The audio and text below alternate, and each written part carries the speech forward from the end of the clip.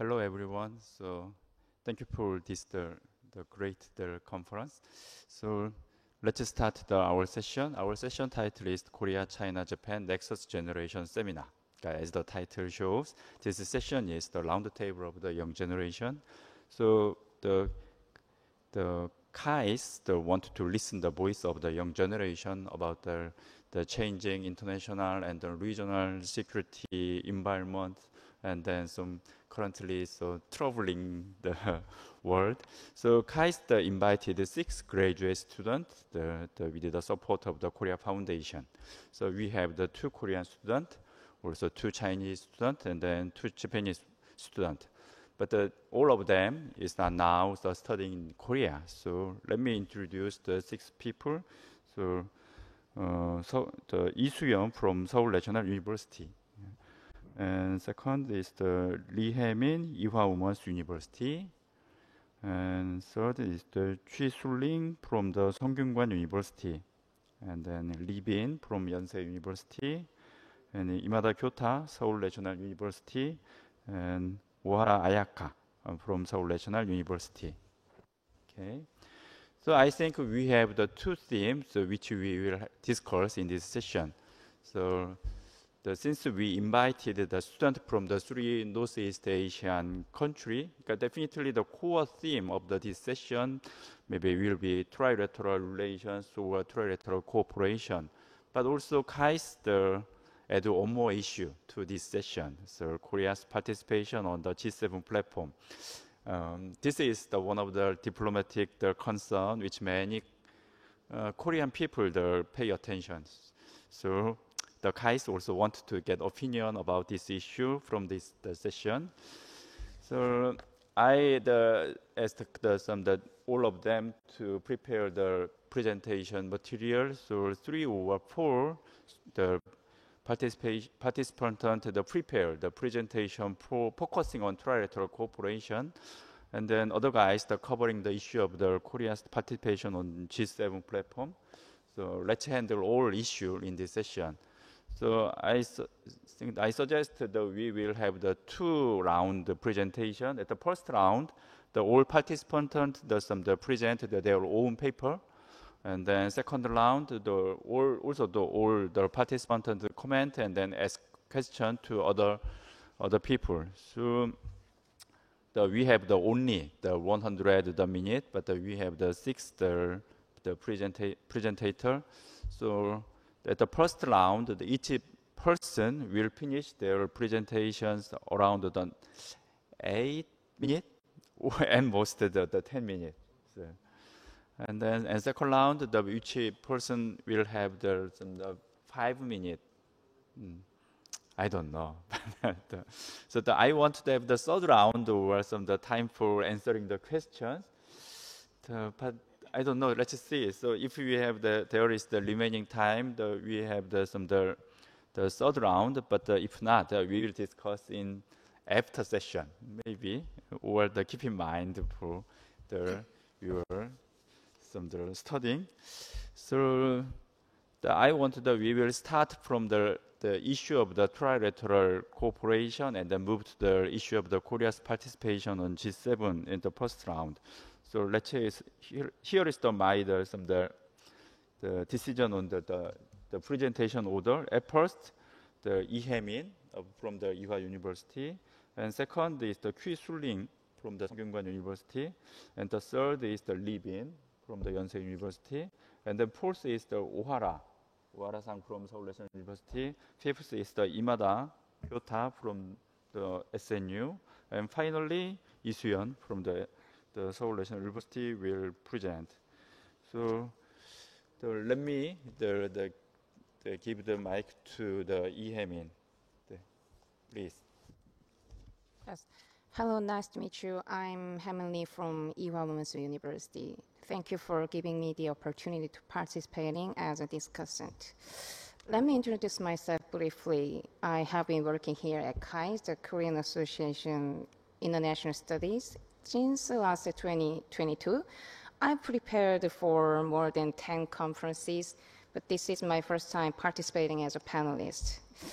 I majored in Southeast Asian political economy, so I'm not familiar with today's topic. Because of that, I'm afraid that my opinions remain theoretical rather than pragmatic. I will begin the presentation. I try to think about how to improve the trilateral cooperation, focusing on variables that affect their cooperation. I'd like to think about this in two sections. First, we can trace the history of trilateral cooperation, which will allow us to see what factors have affected the cooperation. There are several factors, such as historical issues, political mistrust, and shared economic interest from overview. Some of them remain unresolved. And second part, in the current circumstance, the U.S.-China rivalry and economic security are seen as factors affecting trilateral cooperation. The first section describes the relationship and cooperation between the three countries, so I will explain this part briefly. The trilateral cooperation among the three countries has changed unevenly, shaped by political tensions, historical issues, and shared economic interest. While bilateral ties among the three have fluctuated, trilateral cooperation as a structural diplomatic effort only began to emerge in the late 1990s and became more institutionalized in the 2000s. First, during the Cold War, trilateral cooperation was non-existent. Separate bilateral relations, Japan and China and Japan and South Korea evolved independently, and trade between Japan and China expanded after normalization in 1972. But political relations remained cautious. In other words, there was no structured trilateral cooperation that existed during this period. Factors that had affected in this period can be broadly divided into three categories. First, ideological divisions. As it was the Cold War, ideological divisions seemed the most critical. And second is a lack of diplomatic recognition. And third is historical issues. Next, since the Cold War, there was normalization between South Korea and China in 1992. And the Asian financial crisis in 1997 highlighted the need for regional economic cooperation, which led to dialogue among the three countries in 1999. The first trilateral meeting primarily focused on finance and economic policy. The third part is the institutionalization period since the 2000s. The first trilateral summit was held in Japan in 2008, and in 2011, the Trilateral Cooperation Secretariat, as known as TCS, was established, which was set up to promote and coordinate trilateral projects, and it institutionalized cooperation through working groups, academic exchanges, and policy dialogues. But there were obstacles to this movement. It was due to first, historical disputes, and second is territorial tensions, and third is security friction, such as the THAAD deployment in South Korea in 2016. And this led to that. First, the trilateral summits were delayed or suspended for several years. The second, talks on the CJKFTA stalled. And lastly, political mistrust limited strategic dialogue. The history of trilateral cooperation has gradually changed. While economic interdependence and shared regional interests have fostered dialogue, historical issues and strategical rivalries continue to complicate the deeper political alignment. Nevertheless, the institutional mechanism established in the 2000s, particularly the Trilateral Cooperation Secretariat, TCS, provide the foundation for crucial in a rapidly changing geopolitical environment. Now that we've completed these four parts, let's move on to the second section and look at the factors that affected the present. Amid the rising US-China rivalry, global economic uncertainty, and the Russian invasion of Ukraine, the three countries have shown renewed interest in cooperation. They focus on supply chain resilience, and the trilateral summit resumed after a hiatus. TCS to facilitating working level and people-to-people exchanges are ongoing.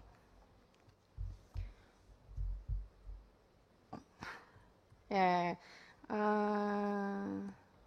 will be the next. The new pace East Asia faces after the Trump administration. Why do we discuss economic security in the Trump era? As seen in the strategy of major countries to strengthen economic security, such as diversifying supply chains, protecting core technologies, and strengthening industrial policies, the expansion of the concept of economic security goes beyond the academic discussion and leads to realistic challenges that countries face in practical areas. In this case, can economic security and cooperation be pursed together? And can two seemingly contradictory concepts be reconciled? Security is about protecting me and us from what I perceived as a threat, while cooperation is not. From liberalism perspective, economic security can be understood in terms of multilateral cooperation and market openness, and trade and economic cooperation play an important role in alleviating conflicts between countries. Given the circumstances of the US-China rivalry, the three countries could find a detour to improve cooperation as follows. I would like to provide two options. First, cooperation in economic and trade field, specifically institutional cooperation independent of real politics, can be a detour to competition. The significant thing is in an institutionalized cooperation. And the second is bottom-up strategy, as seen in the continued operation of TCS to facilitate working labor and people-to-people exchange, can be another detour as well. I think cooperation cannot occur until everything is resolved. We need to find ways to cooperate for a future that's better than the present. Nothing will get better if we just focus on resolve the problems. Thank you. Okay, thank you. Maybe having finally the mention about the institutional cooperation among the three countries, and then I think the Sulling's presentation also covered this the institutional point, maybe focusing on the trilateral FTA measurement. So let's move to the Sulling's the presentation. Go ahead. Yeah. Good morning. I'm Suling Cui from Sungkyunkwan Kwan University. I'm glad to be here today for the KF session of CJK Cooperation at the Korean Association of International Studies. Today, I'd like to discuss changes in the regional order and the possibility of trilateral cooperation. Since the first summit in 1999, China, South Korea, and Japan have been engaged in trilateral cooperation for more than 2 decades, with a total of 9 summit meetings held so far. However, despite this continuity, real progress has been limited. Much of the cooperation has remained largely symbolic, with few substantial policy outcomes. The 9th summit, held in 2023 after a break of more than 4 years, was diplomatically significant, but it did not result in any meaningful achievements. And the CJK FTA has been stalled since 2019. Moreover, the trilateral process has proven highly vulnerable to bilateral tensions. Scholars generally point to 3 main reasons why deeper cooperation among the 3 countries has been so hard to achieve. The first factor is the structure of the US-led regional order. Since the 1950s, South Korea and Japan have been firmly tied to the US through a hub and spokes alliance system, which limits their ability to engage in regional initiatives that exclude Washington. As the US acts as an offshore balancer in East Asia, this structure complicates closer ties with China. On the other hand, China's rise had led to regional tensions, such as the SAR dispute with South Korea and territorial dispute with Japan. In response, both Seoul and Tokyo have strengthened their strategic ties with U.S., as seen in GSOMIA and Camp David Summit in 2023. While South Korea follows a dual-track strategy, maintaining U.S. security tie while trading with China, and China and Japan continue to experience cold politics and hot economics. As a result, trilateral cooperation remains fragile and often stalls when bilateral conflicts emerge. The second factor is the role of historical memory and nationalism. Although there hasn't been direct military conflict in East Asia since the Cold War, relations among CJK remain strained largely due to unresolved historical issues, such as memories of Japanese colonial rule and wartime actions. These tensions are often amplified by the nationalism, which shapes public opinion and limits diplomatic flexibility. SAR deployment, the comfort women issue, and territorial disputes over the Diaoyu Island have triggered strong public reactions, including protests and boycotts. The third factor is that the three countries have had different regional strategies. South Korea's top priority are dealing with North Korea's nuclear threat and preparing for reunification. For this reason, South Korea tends to shape its foreign policy mainly around stability on the peninsula. In contrast, China and Japan have been competing for influence in the wider region. Japan has sought to balance China's growing influence in the region, for example, by opposing China's entry into CPTPP and by limiting its role within RCEP. And China has promoted its own regional vision through initiatives like Belt and Road and AIIB. These differences show that each of the three countries had its own regional vision and strategic priorities, and for none of them has trilateral cooperation been a top priority. Among these three factors, I think the most important has been the structural constraint posed by the US-led regional order. Because other factors, such as historical memory and identity politics, are not new. In fact, South Korea and Japan and China and Japan established diplomatic relations even before the memory of World War II had fully faded. This suggests that historical issues cannot fully explain the long-term stagnation of trilateral cooperation. It is the structure of the regional order that has made cooperation difficult. But in the Trump era, that very order began to shift. During the Trump administration, the United States adopted a more isolationist stance, emphasizing America First policies. It identified China as a near-peer competitor and began to assess alliance through a cost-benefit lens. The administration demanded greater defense burden sharing from allies, imposed tariffs on key imports, and urged companies to relocate production back to the U.S. As a result, even traditional U.S. allies began to feel uncertainty in their partnerships and seek greater strategic autonomy. Long-term uncertainty became a defining feature of the regional environment. In this context, China reassessed the strategic value of its neighboring countries. In March 2024, Xi Jinping met with executives from Samsung and SK Hynix, signaling that China continues to position itself as a stable and attractive destination for foreign investment. In April this year, China held a central conference on work related to neighboring countries for the second time in 12 years. At the meeting, Xi emphasized that fostering stable relations with the neighboring states is now a top foreign policy priority. Historically, China's peripheral diplomacy has viewed as a secondary to its relation with major powers like US and Russia. Relations with neighbors were often managed mainly to maintain a stable environment for economic development. But with the US-China strategic rivalry intensifying, China has started to view its neighboring countries as more important strategically. In sum, the US-led regional order, which used to provide stability in East Asia, is now starting to weaken. In this changing environment, China is trying to build stronger strategic ties with neighboring countries.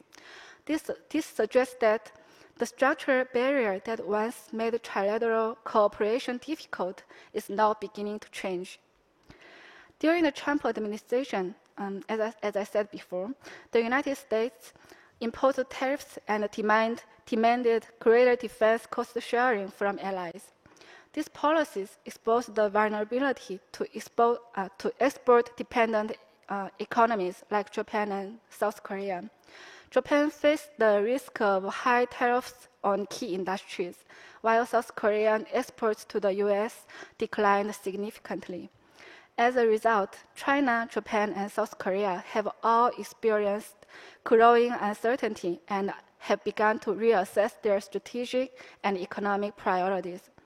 Japan has sought to diversify trade partners, including closer economic ties with China.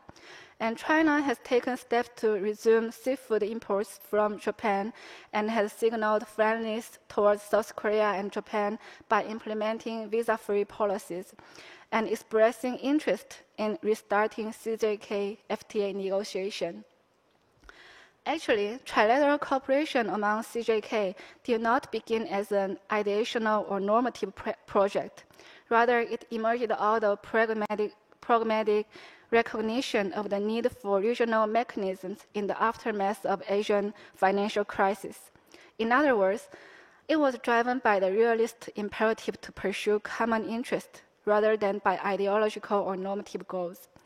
Under the Trump era, growing uncertainty in East Asia's security and economic order is prompting China, Japan, and South Korea to once again recognize their mutual need for cooperation. Based on this shared recognition, there is a reason to expect that trilateral cooperation will make meaningful progress.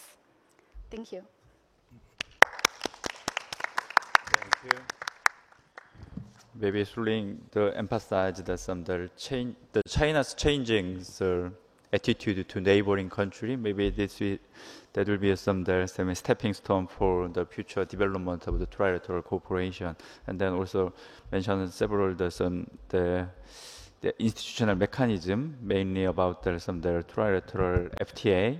And so next is the Libin also mentioned this institutional point, but the BN is much more focusing on the perception dimension. So maybe interesting point. So let's move on. Go ahead. Thank you. Thank you, moderator, Professor Lee. My name is Li Bin, and I am a PhD student in the Department of Political Science at Yonsei University. First of all, I would like to express my sincere gratitude to the organizers for inviting me to speak at this session. My research interests primarily focus on South Korea's domestic politics and China's perception towards South Korea. According to my research, the China-South Korea relationship has been shaped primarily by two key factors. First, the state of China-US relations, and second, the evolution of South Korea's domestic political landscape. In contrast, China's internal political structure has remained relatively stable, mainly due to its authoritarian regime and infrequent leadership transitions. The recent leadership changes in the United States, South Korea, and Japan over the past 2 years may open up new opportunities to enhance trilateral cooperation. In the case of the United States, the second Trump administration has pursued disruptive trade policies and shown skepticism towards traditional alliances, generating greater uncertainty in East Asia. In the case of South Korea, due to substantial domestic political turmoil, there was a change in both political leadership and the ruling party. In Japan, the election of Shigeru Ishiba moderate conservative as prime minister in 2024 signals likely shifting in Japan's foreign policy with an emphasis on dialogue and pragmatic diplomacy in relations with China and South Korea. From Beijing's perspective, these developments make trilateral cooperation more important than ever. Given my academic interest in China-South Korea relations, my presentation will be structured as follows. First, I will introduce how Chinese scholars have assessed the Yoon Suk-yeol administration's foreign policy. Second, I will share my recent research findings on the Yoon administration's diplomatic and security discourse based on an structural topic modeling analysis of the transcripts from the National Assembly's Foreign Affairs and Unification Committee. Third, I will briefly discuss the current status of trilateral cooperation among China, South Korea, and Japan. Finally, I will propose several policy recommendations to strengthen future trilateral cooperation. Chinese scholars have critically assessed the Yoon Suk-yeol administration's foreign policy. Wang Sheng and Yang Sen described the administration's global pivotal state strategy as comprising two main components: value-based diplomacy and economic diplomacy. And they argued that this strategy has deepened regional tensions by reviving Cold War-era ideological divisions. Similarly, Sun Chenghao and Ye Rujing criticized the administration's pro-U.S. posture, contending that its value-oriented diplomacy distanced South Korea from China and weakened bilateral cooperation. Zhang Kaini and Wang Ping observed that Yoon administration's alignment with the U.S. and Japan contributed to a new regional order, driving North Korea closer to Russia. Li Dunqiu accused the administration of compromising national interests to facilitate the U.S., South Korea, Japan trilateral alliance. Li Nan predicted that South Korea would soon return to balanced diplomatic approach between the U.S. and China, distancing itself from Washington's hardline China policy. Zhang Shen and Bao Daolin emphasized that the Yoon administration's transition from strategic ambiguity to strategic clarity rendered South Korea more vulnerable to China-U.S. tensions. Finally, Zhang Debin highlighted how shared external pressures, such as U.S. tariffs, could facilitate closer trilateral cooperation. He advocated for reviving multilateralism and resuming stalled FTA talks. According to him, China, South Korea, and Japan, with a combined GDP comparable to that of the U.S., can effectively counter external pressures through deeper regional integration under RCEP and similar frameworks. Then I also examined how South Korea's diplomatic and security discourses have been shaped and evolved over the past 3 years under the Yoon Suk-yeol administration. Using structural topic modeling analysis on total of 52 transcripts from the National Assembly's Foreign Affairs and Unification Committee during the Yoon Suk-yeol administration, I identified key themes. First, there is a strong focus on traditional security issues, including the Russia-Ukraine war, trilateral defense cooperation with the US and Japan, and North Korea's denuclearization. These topics reflect a realist orientation in the Yoon administration's foreign policy. Second, economic security and industrial strategy have emerged as prominent concerns.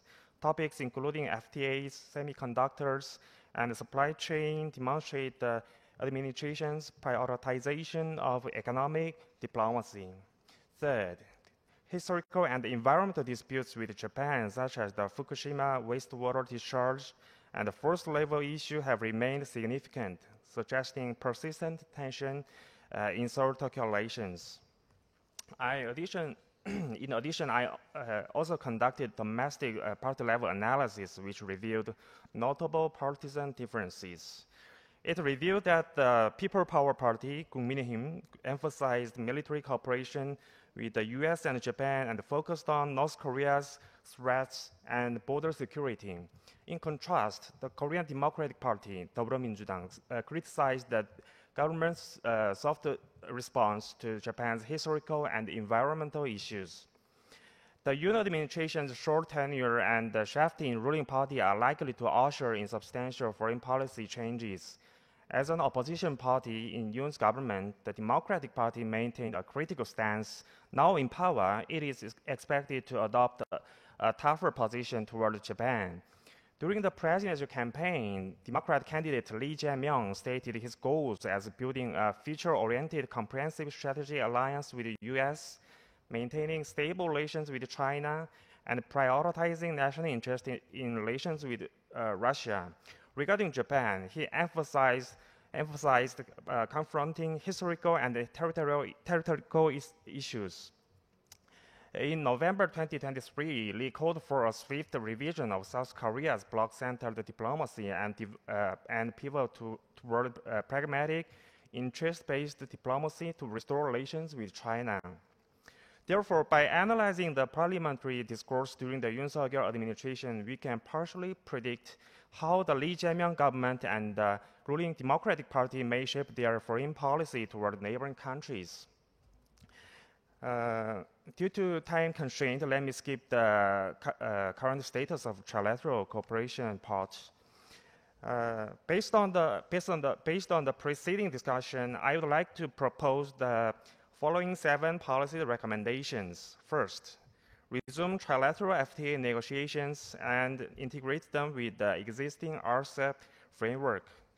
Establish institutionalized dialogues on trade and export controls to enhance supply chain resilience and strengthen industrial linkages. Second, promote joint research and development and deepen cooperation in cutting-edge technologies such as AI, 5G, and semiconductors.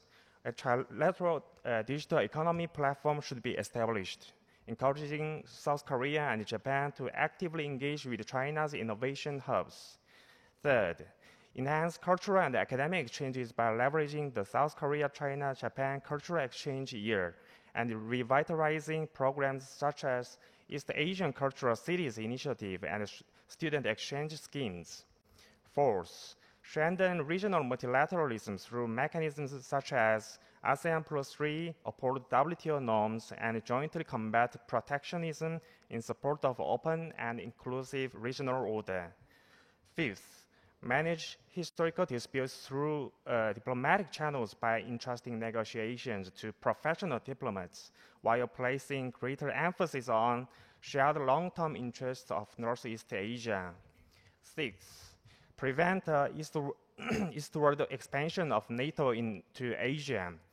Instead, efforts should focus on institutionalizing regional governance mechanisms such as RCEP and ASEAN Plus 3 to maintain peace and autonomy in East Asia. Last but not least, fulfill the One China policy, which constitutes the diplomatic foundation of China's relations with both South Korea and Japan, and is essential for ensuring long-term regional stability. That's all from me today. Thank you very much. Thank you, Bin. So Bin covered everything from the institutional measurement and the security issue, also maybe some the emotional dimension. So right, maybe there's some the presenter cover up some the trilateral cooperation. So next presenter is the Ayaka. Ayaka cover both issues, some the trilateral cooperation and then Korea's participation on G7 platform. Right, please go ahead. Okay. Good morning, everyone. I'm honored to be here, and I appreciate Professor Chong-Hwan Lee and 5 other discussion scholars. Once again, thank you very much for giving me this opportunity to present today. My name is Ayaka Ohara. I'm from Seoul National University Graduate School of International Studies. Today, I'll be talking about the Korea's emerging the role beyond the G7, focusing on new opportunities for multilateral cooperation in East Asia. In this presentation, I will cover 4 main areas. First is Korea's global role, and the second is Korea, Japan, China trilateral cooperation, and the third is youth and people-to-people exchanges, and finally, policy recommendations. So, in recently, recent years, South Korea gained growing visibility in global diplomacy, especially through its spread invitations to the G7 summits. As the Indo-Pacific region undergoes major geopolitical shift, Korea's role as a middle power is becoming increasingly significant, not only globally, but also in shaping regional cooperation within East Asia. This year, Korea and Japan are celebrating the 60th anniversary for the normalization of their diplomatic relations. As part of this milestone, new measures such as special immigration lanes have been introduced to facilitate people-to-people exchanges. And from my personal experience as a Japanese student studying in Korea, I have observed a growing number of Japanese students studying in Korea. And for example, the Global Korea Scholarship have expanded its Japan-Korea special program to encourage more Japanese students to study in Korea. In addition, I have created a Japanese Student Association at Seoul National University to support culture and educational exchanges on campus. So next, talking about the G7 and Korea's emerging global role, the repeated invitation to the G7 reflects its increasing importance in global governance. Under President Yoon Suk-yeol, former President Yoon Suk-yeol, Korea has aligned closely with major Western powers on economic security and Indo-Pacific stability. However, expanding G7 membership remains politically sensitive. Russia's exclusion from the G8 demonstrates for the fragility of consensus within the group. Adding new members such as South Korea and Australia may also trigger demands from BRICS countries such as India or China. As Kashmir Mavadani has argued, more flexible and regional forms of multilateralism may be better reflect today's shifting global power structure. In this sense, Korea can play a bridging role between global institutions like the G7 and emerging regional frameworks in East Asia. And next, I'm going to talk about the third point, Korea, Japan, China trilateral cooperation, opportunities amidst geopolitical shift.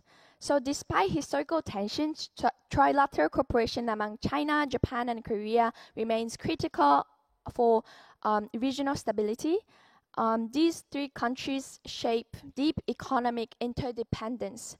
Since 2012, they have been negotiating a trilateral free trade agreement that would cover around 20% of global GDP. Negotiations have faced challenges due to political sensitivities and overlap with existing agreements like RCEP. Still, concluding this agreement would help stabilize supply chains, promote trade liberalization, and deepen regional integration. At the 7th NEAR KF Seoul process held this June, and Professor Toku Chung emphasized that U.S.-China competition cannot break Northeast Asian structural interdependence.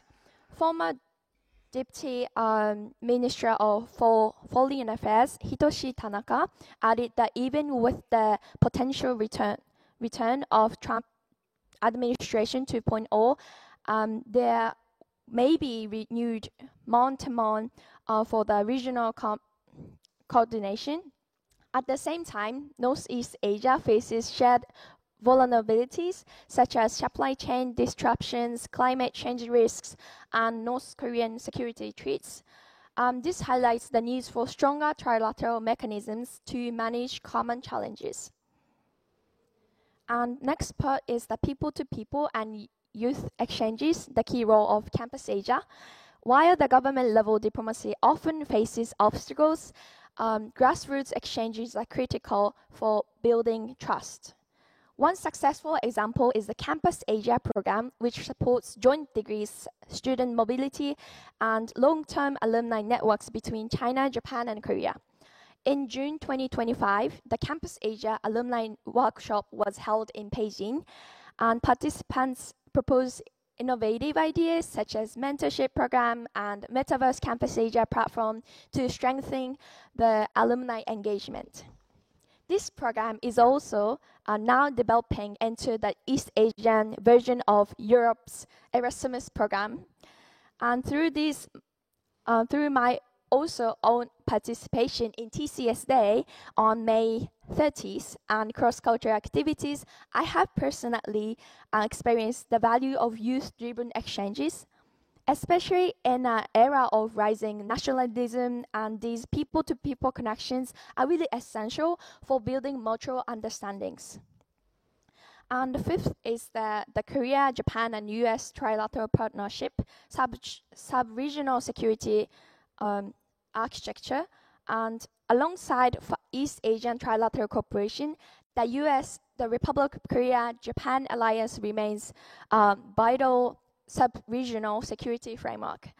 The three countries share democratic values and work closely on issues related to the North Korea and broader Indo-Pacific security.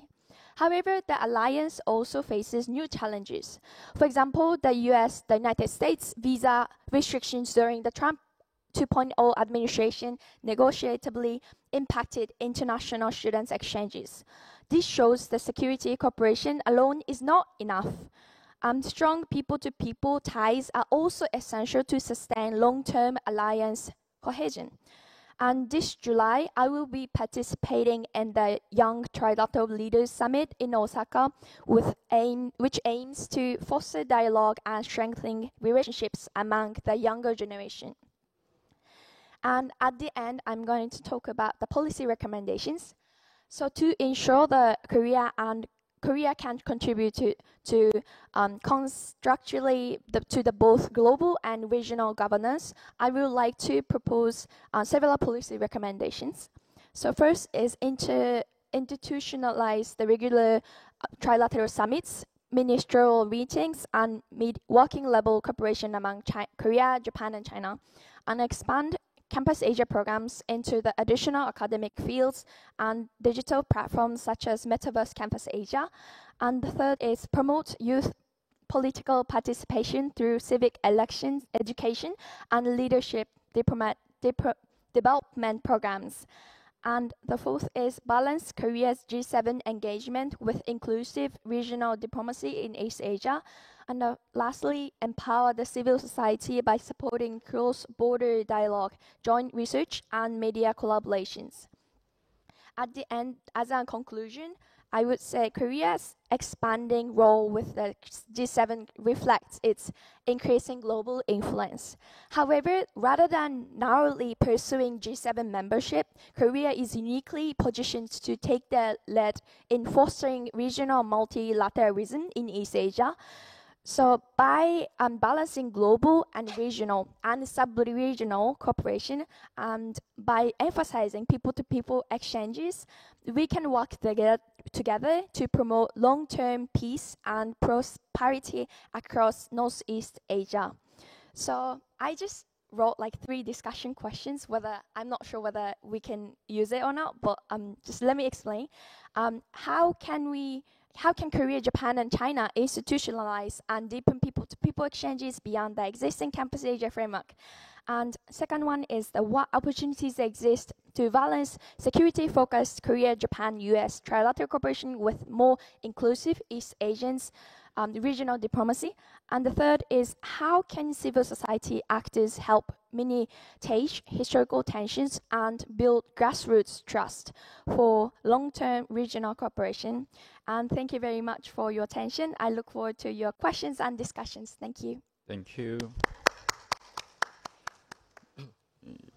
Yes, I mentioned about the Year Foundation seminar, very interesting seminar, because recently there is the less voice about the trilateral cooperation, but maybe this year, Year Foundation seminar, maybe some important, some opinion leader start to mention about the more importance of the trilateral cooperation, the Trump era. So and then this point, so maybe in this condition, maybe we will also discuss about the Korea's participation on G7, and then Kyoto Kyoto상 the cover up some the G7 Korea's participation on G7 platform and then focusing on Korea-Japan relations. Okay, let's go ahead.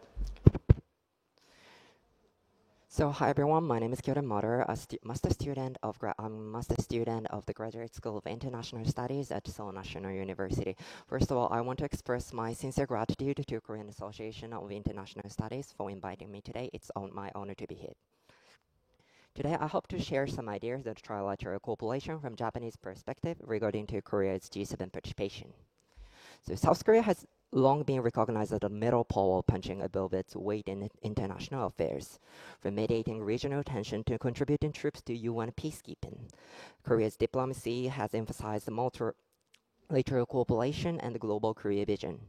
Today, Korea aspires to move from being a rule follower to a rule setter in global governance by joining the world's top.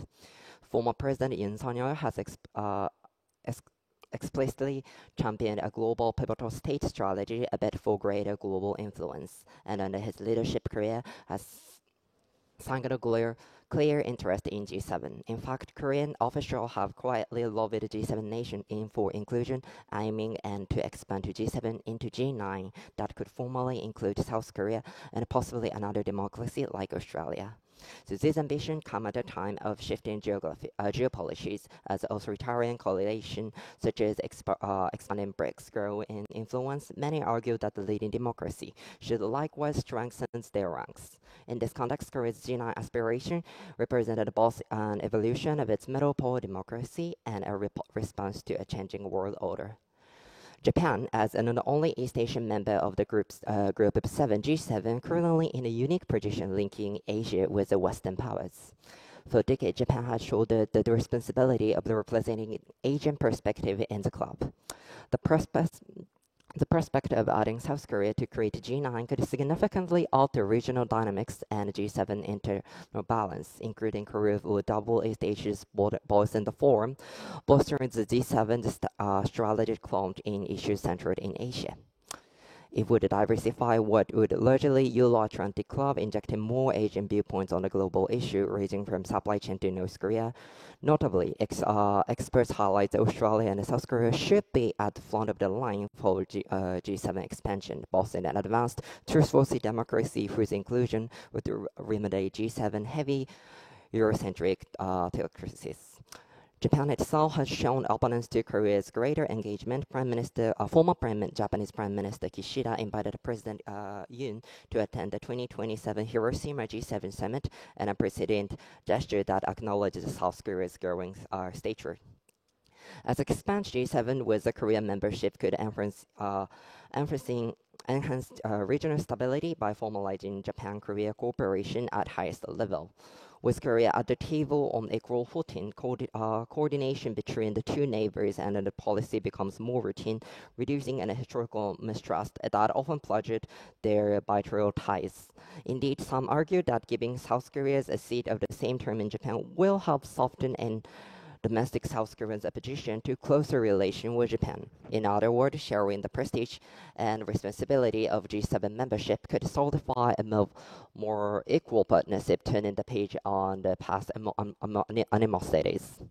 Of course, this development would reverberate beyond Northeast Asia. China may view G7 to G9 expansion that includes Korea as a hostile move and containment strategy by U.S. allies, and could respond with higher tension on economic retaliation. Nonetheless, the overall regional trend favor close alignment of the like-minded democracies. So Japan and Korea's joint presence in the G9 would signal more united East Asian front within the rebel order, strengthening the collective responses to regional challenges. A core area for the Japan-Korea collaboration is economic security, especially amid the U.S.-China strategic rivalry and the post-COVID supply chain reorganizations. Both nations have high-tech powerhouses. Japan lies in an advanced material and industrial mechanism, while South Korea is a top producer of semiconductor, batteries, and electricities. So this makes cooperation and a secure supply chain a national win-win. After COVID-19 exposed the risk of the over-reliance of the single suppliers, Korea and Japan has been working to build supply chain resilience together. The recent reapproachment in their relation opened the door for the coordinating critical supplies lines and mitigating disruptions. For example, in 2023, Japan lifted export control on semiconductor material, and Korea in turn withdrew its WTO on compliance steps that create new opportunities to jointly fortify supply chain and guard. Rather than competing, Japanese and Korean firms now are exploring a way to complement each other in chip manufacturing and battery productions, ensuring that each country can count on the other for key inputs in the time of crisis.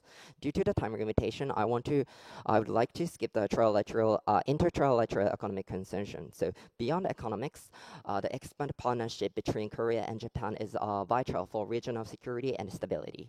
North Korea's escalating missile and nuclear threats have long necessitized a closer Japan-Korea coordination.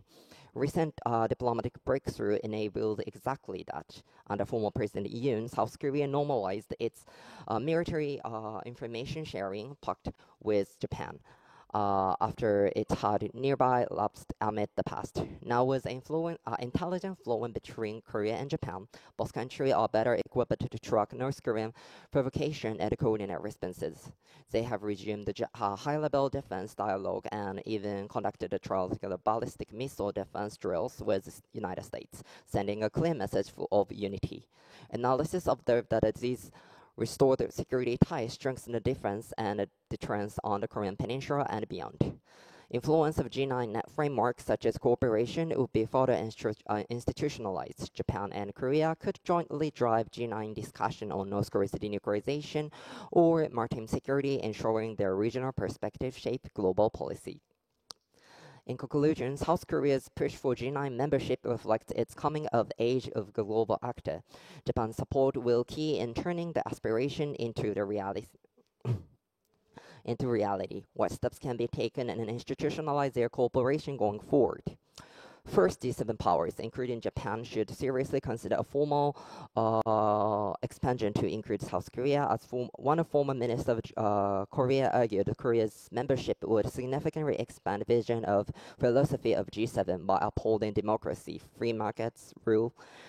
Japan, having benefited from being the sole Asian voice, can now magnanimously champion Korea's entry, a move entry that would enhance the G7 legitimacy and capabilities in Asia. Japan and Korea could jointly propose G7 plus consultation mechanism, laying the ground framework for expansion and addressing any concern from other members. Second, whether inside or outside of G7 structure, Japan and Korea should create enduring bilateral channels for economic security contention. A high-level Japan-Korea economic security dialogue focusing on supply chain resilience, technology sharing, and coordinated responses to economic coercion would formalize the progress made in recent summits. So this forum could be institutionalized with annual meeting and a working group, ensuring the collaboration on the critical technologies and resourcing continues regardless of political cycles. It will also complement the broader multiracial efforts like US-led Indo-Pacific economic framework, with Korea, Japan acting the united bloc on key standards and trade rules. In navigating the geopolitical shift beyond East Asia, the robust Japan-Korea partnership anchored a G9 framework could become a linchpin of the rules-based order. So policymakers in Korea, both countries, should seize the moment of the reapproachment to lock the long-term cooperation. By doing so, through formal membership, dedicated dialogue, and joint action, they will not advance their national interests, but also contribute a more stable, prosperous, and free Indo-Pacific region. The next few years, starting with upcoming summits, will be crucial for translating the vision of the Korea-Japan alliance into reality. With foresight and political will, today's middle polar collaboration can be elevated into tomorrow's cornerstone of global governance. Thank you. Thank you. Yeah, Kyoto provided the several advantages of the Korea's participation on the G7 platform, but I think that it seems that the Korea's participation on G7 platform would be some disadvantage to trilateral cooperation. At this point, maybe Soo-yeon will add more point about the relations. So go ahead, Soo-yeon. Okay, good morning, and I'm glad to see you. And I appreciate Tukai's giving me an opportunity to participate, present in this conference. Actually, I prepared 5 subjects in my papers, but I will focus on 3 subjects now. Okay, first is background on the changes in Korea's G9 status. According to a report released in June 2024 by the US think tank CSIS, current global governance systems are failing to function effectively due to escalating geopolitical rivalries and ongoing conflicts. In this context, the report advocates for restructuring the G7 as a center actor for global governance, aimed at enhancing stability and predictability in the world order. While the G7 was originally established to respond to global economic crisis, its agenda has broadened to encompass a range of issues, including the Indo-Pacific, economic resilience and security, food security, digital competitiveness, climate, Ukraine, sustainable development, disarmament and non-proliferation, and labor. Nevertheless, the G7 currently faces critical challenges: a declining representativeness in terms of both the global economy and population, which undermines its capacity and legitimacy. The G7's share of global GDP peaked in 1992 at nearly 2/3, but has since fallen below 50%, currently standing at approximately 43%. In terms of population, the G7 now accounts for just under 10%, approximately 9.8%. So, CSIS proposes the inclusion of South Korea and Australia as new members. While neither country possesses a large population, they are the proper countries to address the problem of overrepresented Europe within the G7. And given that Japan solely represents the entire Asian region, the addition of South Korea and Australia can mitigate regional imbalances within the group. For this reason, CSIS described these 2 states as sweet spots. There is a growing consensus that expanding the membership is necessary for the G7 to fulfill its intended role in global governance. For South Korea, which has participated multiple times as a guest at the G7 summits, the prospect of acquiring full membership status carries significant diplomatic implications. It signals an elevation of reputation, in capacity, and reliability as a global actor. Will the second Trump administration in 2025 be a new variable? In 2020, Trump criticized the G7 as an outdated group and advocated for its expansion. He proposed the formation of a D10, which would include South Korea, Australia, and India, although this initiative failed to be realized due to opposition from several members. Under the renewed Trump administration, it remains to be seen whether discussions on G7 expansion will be reinitiated in earnest. Now, the second subject, the implications, advantages, and challenges of South Korea's potential participation in the G9. The proposal to expand the G7 into a G9 can be understood as part of a broader US strategic effort to reshape the global order by reclaiming influence over global governance.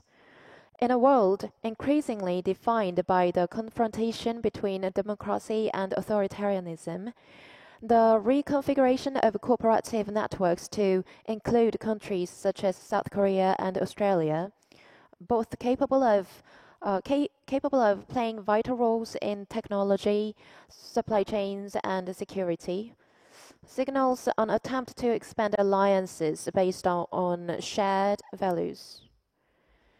The fact that South Korea is being mentioned in this context and granted the opportunity to participate holds considerable significance. It presents an opportunity for the international community to formally acknowledge South Korea's elevated status in the global economy and diplomacy. In particular, South Korea's role in strategic high-tech sectors such as semiconductor, 5G, 6G, and artificial intelligence positions it to contribute at a similar level to or even exceeding that of existing G7 members. This may foster a virtuous cycle, enhancing Korea's influence in both the global markets and the diplomatic arena. Until now, Japan has been the sole Asian member of the G7 and has thus served as a primary representative of Asian and Indo-Pacific interests within the group. However, the participation of South Korea and Australia would enhance regional representativeness and allow for more balanced interests. It is important to note that the extent to which regional interests are advanced will likely depend on the quality of cooperation between South Korea and Japan. If their cooperation proceeds effectively, it could serve as a critical turning point in improving the quality of regional collaboration. However, if bilateral coordination proves difficult, it could hinder the G9's operational effectiveness and exacerbate existing fractures within Asia and the Indo-Pacific. Given these circumstances, South Korea's potential accession to the G9 could provide an opportunity to pursue a more mature and constructive bilateral relationship with Japan. One of the primary advantages South Korea could take from joining the G9 lies in its potential to participate not as a passive rule taker, but as an active rule maker in restructuring global order. Such participation would offer an important opportunity for South Korea to experience and learn a larger diplomatic stage. Given that the rationale behind the expansion of the G7 is rooted in a global orientation, the inclusion of voices from the Global South becomes increasingly important. If South Korea can identify and occupy an appropriate niche, it may secure a meaningful position of structural power. As a practical partner, South Korea's technological capabilities lay the foundation for serving as a bridge between the global North and the global South. However, there are also clear risks. China may interpret such participation as a sign of strengthened strategic alignment among South Korea, the United States, and Japan. It can be a factor in potentially intensifying structural tensions in Korea-China relations. Given the increasing prominence of the Indo-Pacific on the G7 agenda, the transformation into a G9 through joining South Korea and Australia could be perceived as an attempt to reinforce U.S. influence in the region and as a containment strategy against China. This perception may prompt China to undertake economic or diplomatic retaliation. It may be similar to Russia's response to NATO expansion.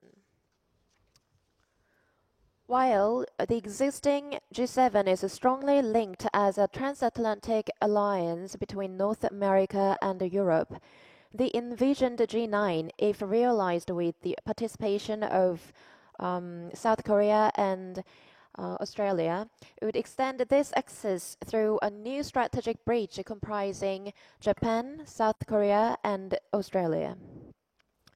The emergence of such a horizontally expanded alignment with global reach may heighten Beijing's sense of encirclement, and South Korea may consequently find itself facing retaliatory measures from China. And the last is my opinion on South Korea's potential participation in the G9. South Korea's participation in the G9 is not a temporary diplomatic event, but rather a structural shift in the country's status within the world order. If South Korea officially joins the Western-centric group, it would mark a transition from a peripheral actor to a core player. As much as the symbolic significance of G9 membership, it is essential to recognize that participation would entail increased responsibilities and obligations. South Korea may encounter difficulties maintaining strategic ambiguity, as its participation in the G9 could be regarded as a choice tilting toward the United States. Therefore, the joining process of the G9 should be gradual and carefully managed, particularly due to the necessity for diplomatic collaboration involving both external stakeholders such as China and internal stakeholders such as Japan. Recently, South Korea has participated in G7 summits mainly as an invited observer. Considering this, a phased and flexible transitional strategy, such as the G7+2 model, could prove effective. This model would treat South Korea and Australia as semi-permanent partners functioning as a transitional stage before full G9 integration. For instance, South Korea could engage as a member state in G7+2 meetings on issues holding comparative advantages. If so, it can generate strategic synergy while adopting a more reserved posture on diplomatically sensitive matters. Such an approach would allow time for adaptation, reduce the likelihood of resistance from Japan, and mitigate potential backlash from China. It would also provide an opportunity to demonstrate South Korea's capabilities to the broader international community. Should South Korea be formally recognized as a G9 member following this buffer period, it would take a better position within the G9 and the global arena. In sum, G9 participation represents both an opportunity and a challenge for South Korea. In the long term, accession to the G9 would be conducive to South Korea's strategic interests. However, South Korea must consider how it can achieve a soft landing, taking into account key stakeholders. Thank you. Thank you, Suyeon.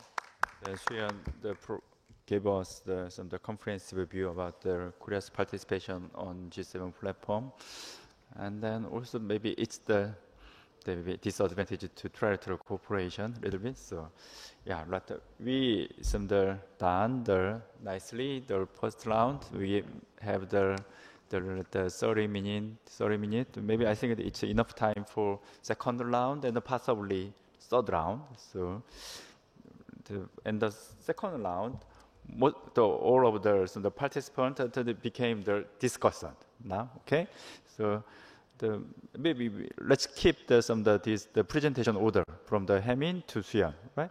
So the second round is the commenter and then also question to other participants, right? So start from the Haemin. Yeah. Yes, I think my opinion shared the same idea with Trifling and Kyota, Ayaka Ohara-san. And I'll read the Trifling, the discussion paper carefully, and I was able to think and learn a lot from her opinion. She analyzed the three major factors that have impeded progress in trilateral cooperation. Among the three factors that she raised, the US-led regional order was particularly emphasized as the most important factor. I agree with her opinions, and I think the ideological polarization that has continued since the Cold War has solidified the US-led regional order based on path dependence. However, the changes in the regional order and the US-China competition circumstance since the Trump administration seem to be a medium for creating cooperation between the three countries in economic areas for diversifying supply chains and resilience. And it is helpful to think about the Imada Kota's ideas. Grassroots exchanges and people-to-people exchange is the shared with my idea. And my second option, bottom-up strategy, is shared with this idea. Cooperation can occur not only the high level, such as the political and economic parts, but also the low level with the working level and people-to-people level. So I would like to introduce the recent meetings that I skipped due to time limitation. It is interesting for me. There was a recent meeting between the three countries in March 2025.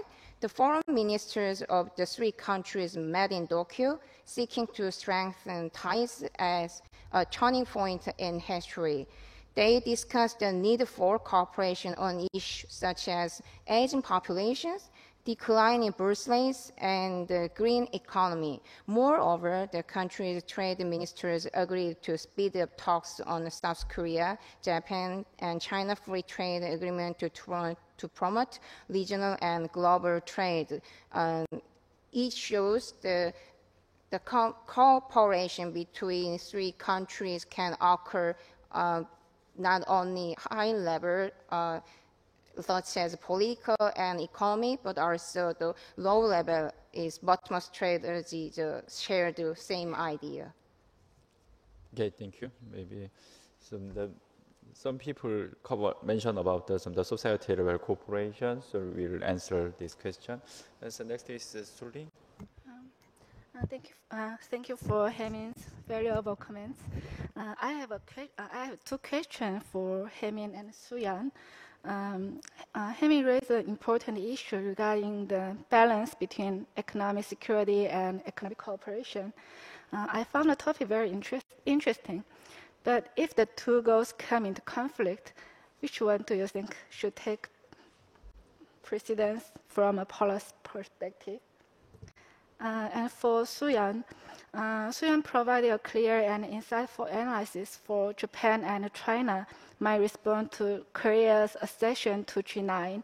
I also agree that this would mark a significant shift for Korea from being a rule taker to rule maker. However, since the Trump era, confidence in multilateral institutions has been eroded, whether in relation to the war in Ukraine, the Israel-Palestine conflict, or other major crises. In this context, do you believe that institutions like the G9 can still function effectively in today's world? Thank you. Thank you. So maybe Haemin and then Soo-yeon will think about some of the answers. Who is the next one? Bin. Yeah.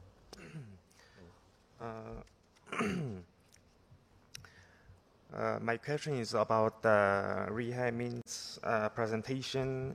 She provided a very structured overview of the history of trilateral cooperation and emphasized the importance of economic security as well as economic cooperation among our three countries.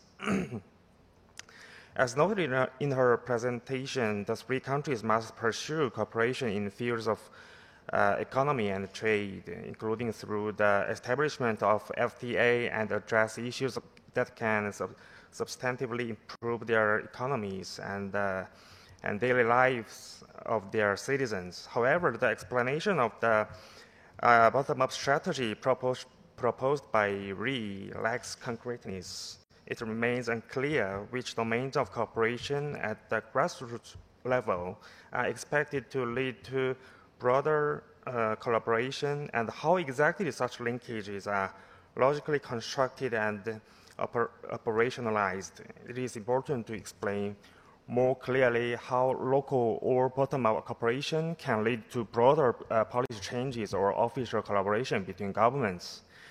In this context, she also mentioned the role of the Trilateral Cooperation Secretariat in facilitating bottom-up collaboration.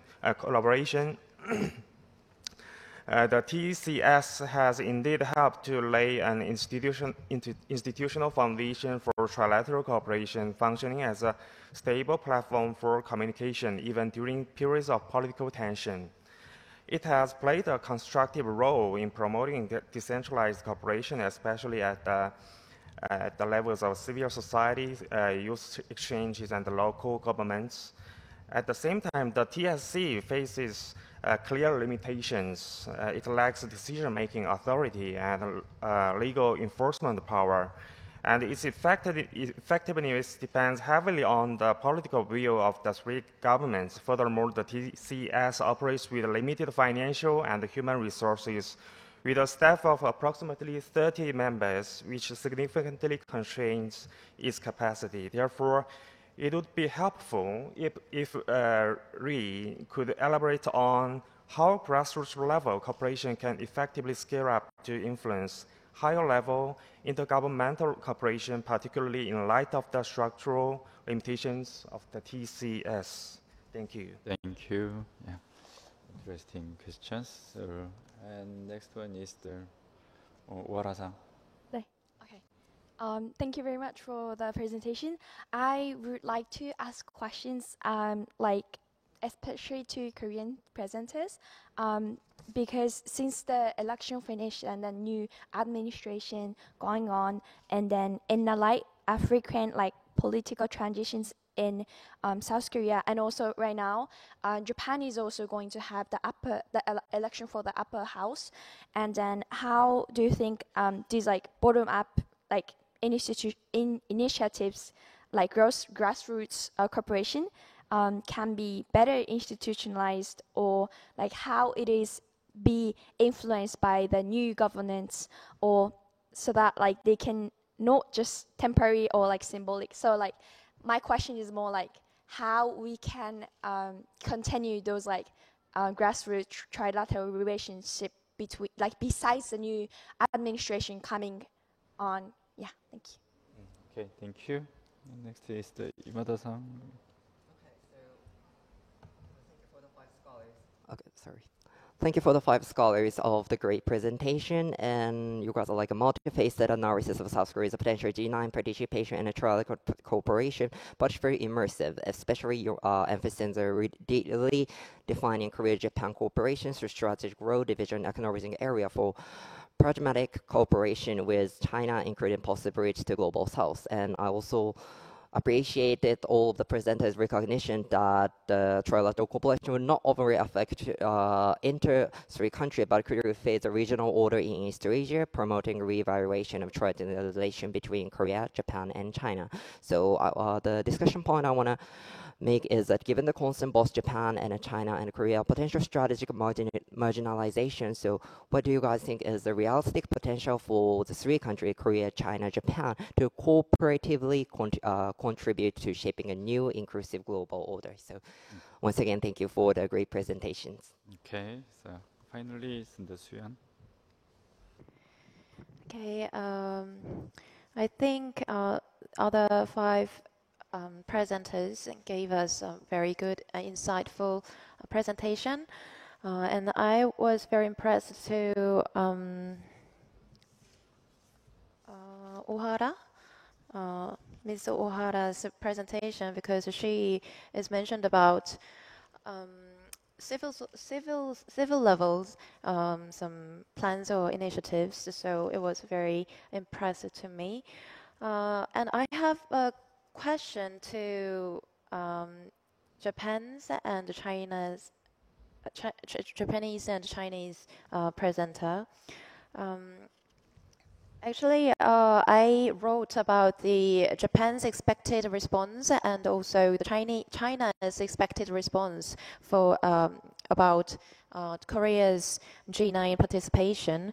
So, and I mentioned that maybe Japan will respond like this.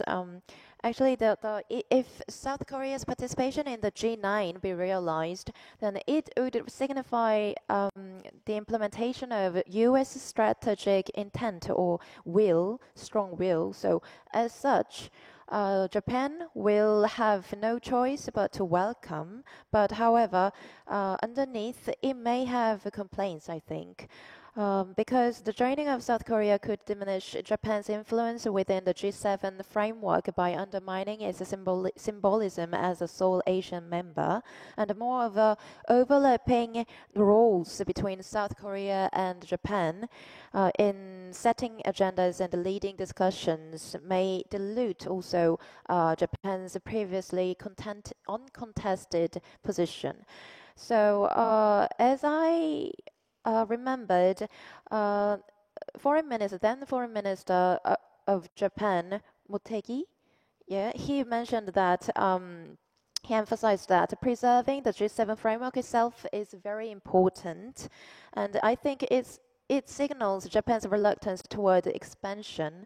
So I just want to hear opinion of Japanese presenter, and also I mentioned that China will respond. Korea's participation is some kind of expanding the alignment with the United States. So I think it could be conflicts between Korea and China, and so I just want to hear also from Chinese presenters. Okay, thank you. So everybody provide some the question and comment to the other guys. So maybe you will answer again, maybe third round, but the people going to third round, is there any questions or comment from the floor? No, nobody want to. I want to deliver my comment on Lee Soo-yeon's presentation. Yeah. Lee presented a highly insightful analysis of the implications of South Korea's potential inclusion in G9 framework, and I fully agree with her perspective as noted in presentation.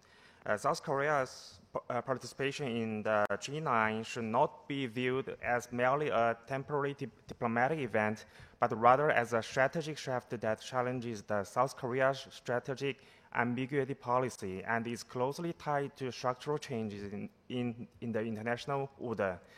Furthermore, I find Lee's proposed eclectic solution particularly noteworthy, namely that South Korea's continued participation in the current format as an invited observer to the G7 may better serve the national interest. I strongly support this view.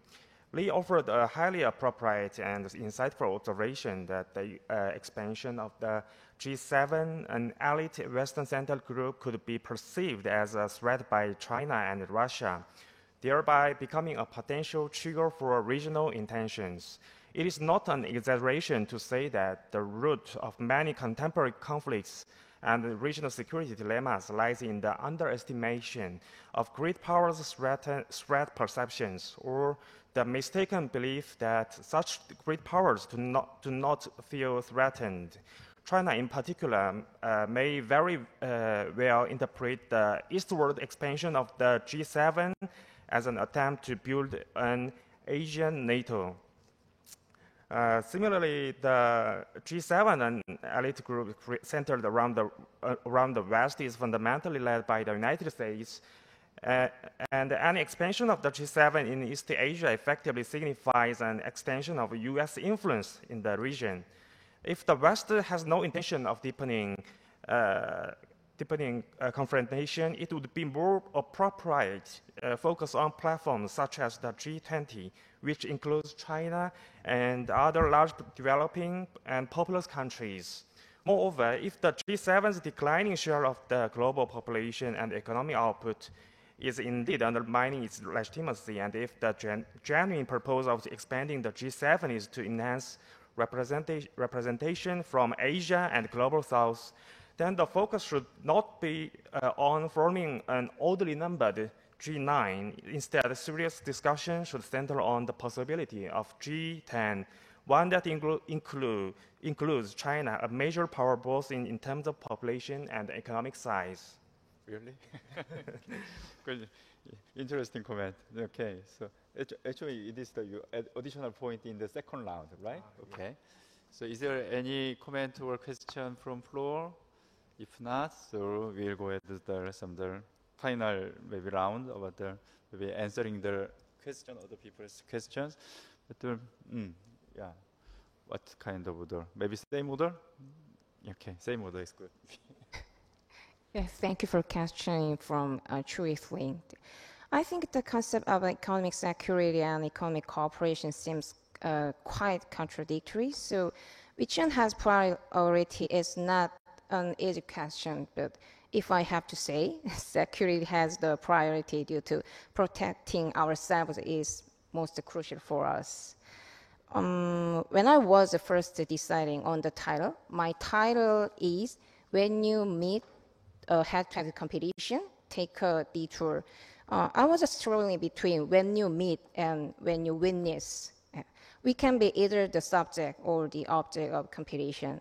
I think that cooperation among the three countries can be enhanced when all countries take the initiative. Taking the initiative doesn't necessarily mean being aggressive in competition. So I think concept of economic security and economic cooperation will going well together. Okay, Thank you. And next is Fuling. I'll respond to the O'Hara's question. You raised the question about how grassroots level cooperation can continue without being affected by political changes. In my view, building a shared East Asian identity is crucial. Currently, people in the region strongly identify as Chinese, Korean, and Japanese. This often leads to cultural origin disputes between China and South Korea, such as debates over kimchi and traditional customs. China and South Korea, such as the debates over these issues arise from the lack of a broader regional identity. If we could develop a sense of belonging as East Asians, many of these civil level conflicts might naturally diminish. Thank you.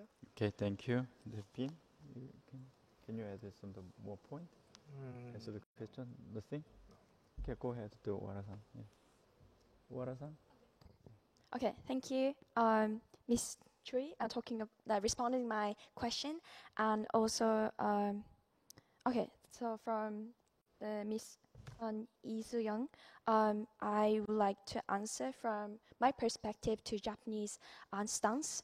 I personally think that many in Japan view Korea and Australia's potential participation in the G7 is positively, as it increased the representation from Asia and make the group more globally balanced. But however, there could be a dilemma from Japanese side if more Asian countries join the regional balance within the G7 may shift too heavily toward Asia. So this could raise concerns for countries like India, China, Russia, who might see it an exclusive or strategic alignment. So from the perspective, I wonder if the future lies not in expanding the G7, but rather than strengthening the platforms like the G20 or creating new inclusive forms that involve emerging economics as well. And the G7 expansion requires all agreements from each countries, and then I believe that Japanese government may be open to that idea in principle, but at the same time carefully observing the positions of other members and overall geopolitical climate. So in my personal opinion, while Japan may not oppose Korea's entry, the decision will depend more on international consensus than Japan's stance alone. Yeah, thank you. Thank you. Yeah, and thank you. And I also answer to the Ms. Lee Si-hyun's question and the Japanese perspective. And Japan is likely to respond to South Korea's potential participation in the G7 with the caution and pragmatism, I guess. So while officially acknowledging South Korea's democratic value and economic strengths, Japan may be reluctant to support G7 expansion due to concerns over prevailing group traditional framework and traditional framework. So Japan will likely emphasize the need of the consensus among the current G7 members while remaining open to practical conversion and South Korea's involvement through the outreach session or I guess special invitation. So yeah, that is my answer. Okay, and finally, Suyang. Okay, first of all, I thank you for kind comments from Japanese presenter and also Lee. And I think I gave a question from Kui, right? And she asked me, will G9 operate effectively in under some kind of geopolitical tensions, right? Actually, to be honest, if South Korea and Australia participated in G7, so it changes into G9, then I think it is very it reflects the United States' strong will. So it could be the G9 could be dominated by the United States. So then I think this group will not work effectively because of the opposition from China or Russia. But if Korea and Japan cooperate very effectively in the G9 framework, and Korea could be a bridge between China and G9, and we just discussed about like G7's broadening agendas. Among the broadening agendas, there is a climate. So the kind of humanity things, then we can cooperate, and this G9 will operate effectively. But if the United States dominated this group, then I think it's skeptical. Okay, thank you. Yeah, so we finished all the presentation and then discussions and also answering the questions. Yeah. So regardless of the topic we discussed, this session's most important goal is the sharing the idea among young generation. So that is the more important point. So I appreciate every guy's the sincere consideration and then participation. And then let's summarize and then make a comment on this issue. Maybe in this session, I gave the discussion point. The guideline is how to improve the trilateral cooperation among the three countries in the era of the Trump the new administration.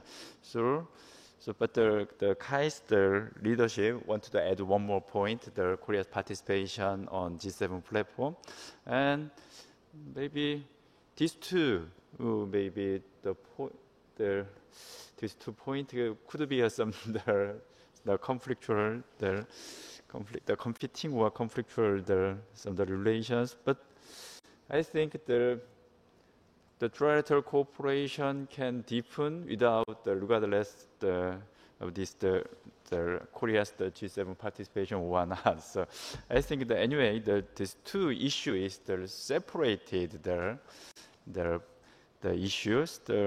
Maybe about the trilateral cooperation, I think recently with after the Trump administration's second the administration.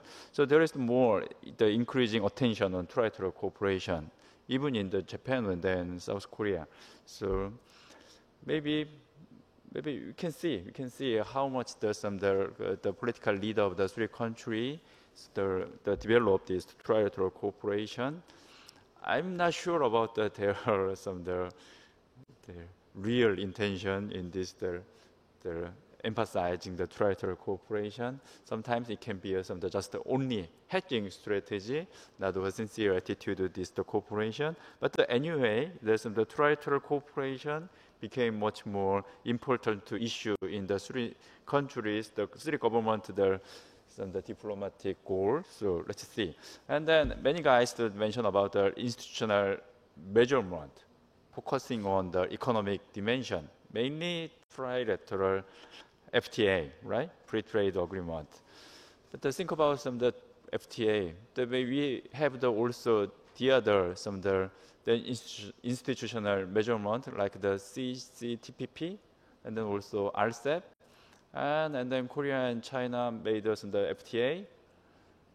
No FTA between Korea and Japan until now. I'm not sure about the FTA between China and Japan. Not yet, right? Not yet. Yeah. So maybe I think it depends on maybe Japan. Maybe Japan and then other countries never accepted the China as a member of the CCTPP. I can fully understand. Maybe Korea never applied the membership to CCTPP. But anyway, the FTA FTA is the good tool for increasing the cooperation. But maybe in this, the FTA is the meaning is very important at that time of the era of the separation of the economy and then politics. Maybe 정경분리, right? No, everybody knows that. So regardless of the political and then or nationalistic conflict, we can maybe develop the economic cooperation. This is the maybe idea of the separation of the politics and then economy.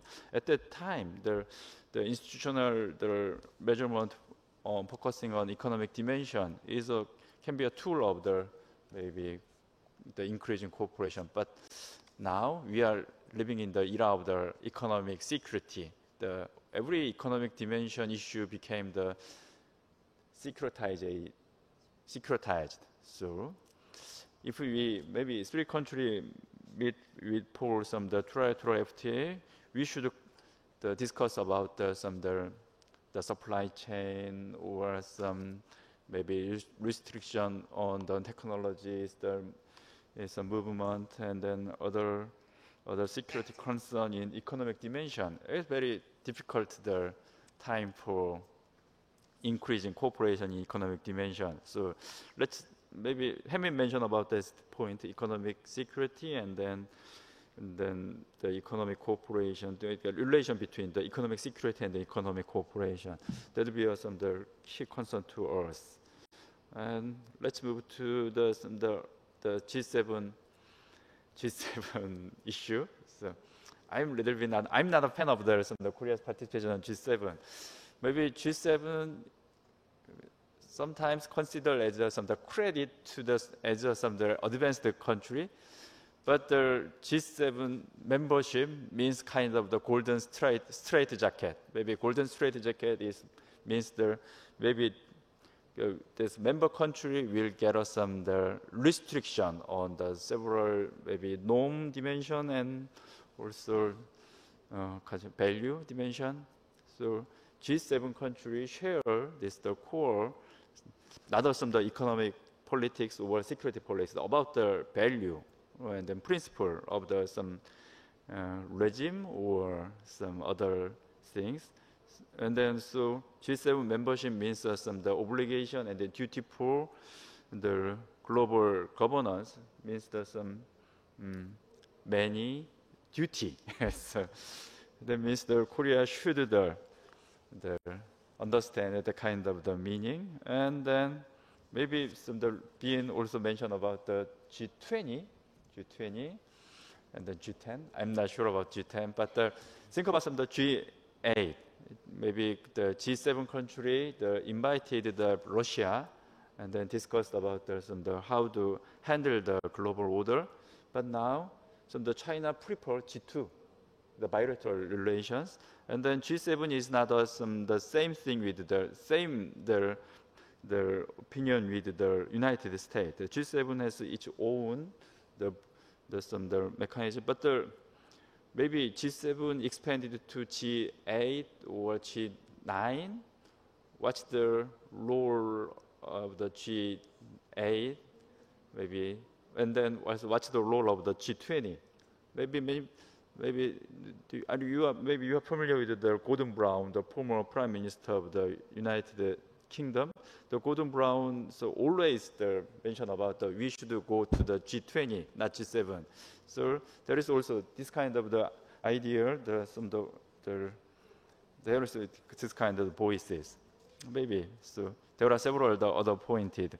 Maybe G2 provide the G10 the architecture. Then the G2. Maybe it's not the Chinese the official view, right? Yeah. So maybe interesting point. So and finally, there's a trilateral cooperation. Trilateral cooperation is maybe about the trilateral cooperation. Trilateral summit is a symbol of the trilateral cooperation. This summit is the product of the ASEAN plus 3. So that means our trilateral cooperation, those East Asian countries' cooperation should be mingled with the much more broader East Asian cooperation. That means the Southeast Asian country and then also East Asian country meet together and then discuss about the regional cooperation. It's maybe fundamental principle of when we talk about the regional cooperation. So then in the afternoon, the other guys mention about this regional cooperation. Okay, so maybe trilateral cooperation should link with this broader regional cooperation. Okay, time is already over. So thank you for everybody to participate, and then thank you for audience. Let's finish our session. Thank you.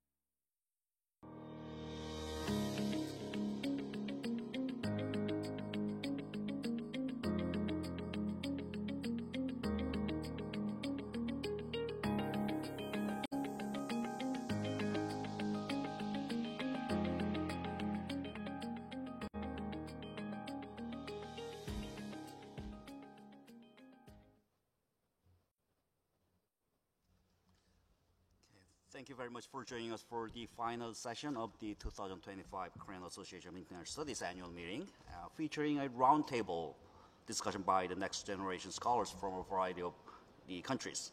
Even though we are not sitting in a round table, it's basically square tables and sitting in a straight line, but well, this is a round table discussion. And before getting started, I would like to convey my greatest gratitude to the Korea Foundation for supporting this wonderful opportunity. And I would also like to thank the Korean Association of International Studies and the organizing committee for all the time and efforts in preparing for these 3-day events in the beautiful city of Yeosu.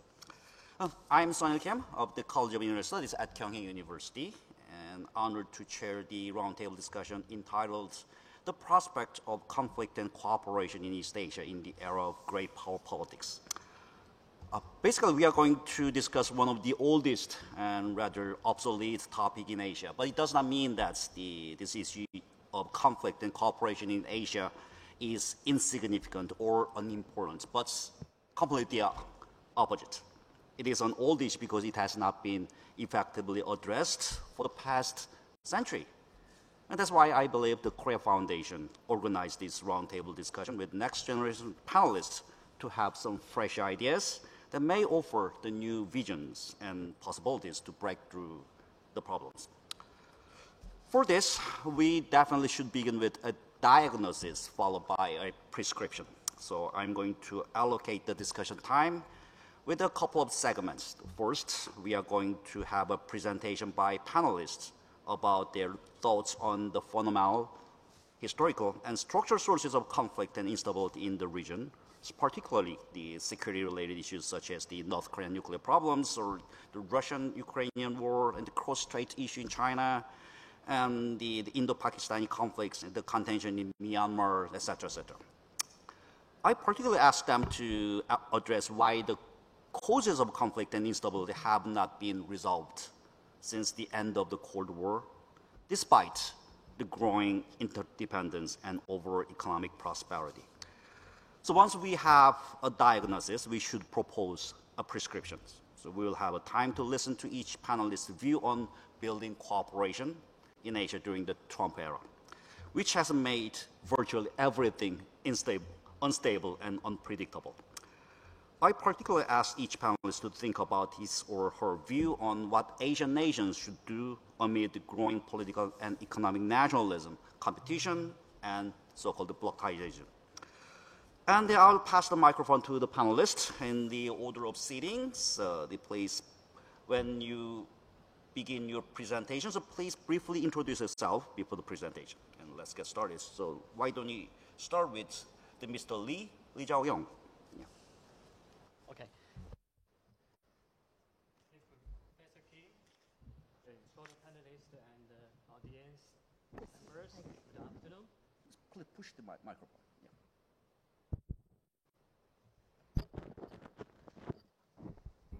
Yeah. I'm sorry. Yeah. Okay. My name is Li Jiao-yong. I'm from China. I'm a fourth semester PhD student in the Department of Political Science at Yonsei University. My primary field of research is political economy, with a particular focus on climate change and energy transition.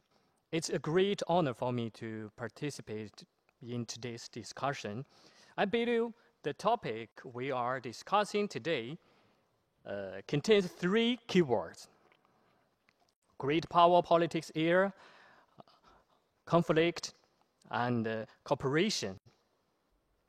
First, the great power politics area signifies that with China's rise, strategic competition between China and the US has become a structural norm, and East Asia has emerged as the primary area of the rivalry.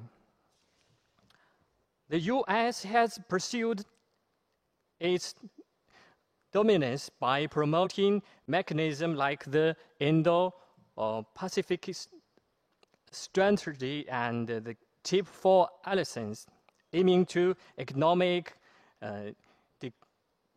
decoupling, technology containment, and military encirclement and Somaliad high-fence framework.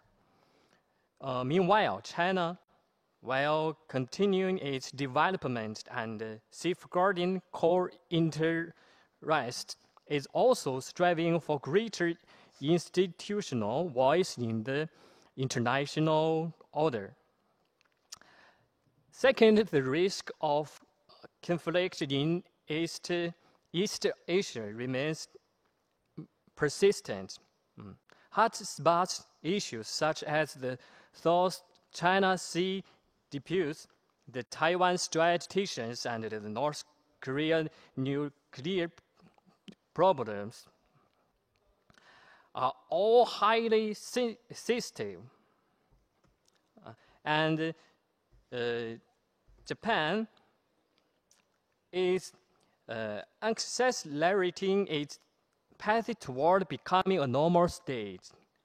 Moreover, Japan's historical revisionism, such as efforts to downplay its wartime aggression, has further intensified political distrust with China and South Korea. What these conflicts share in common is the absence of effective multilateral security mechanisms to manage crises. Finally, I believe that cooperation remains an indispensable path forward for East Asia. I believe that East Asia's future should not be framed as a binary choice between confrontation and submission.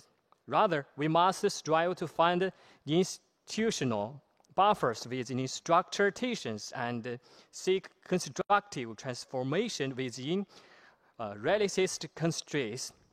Thanks very much. Thank you very much. And the next presenter will be Mr. Jong-hyuk. Okay.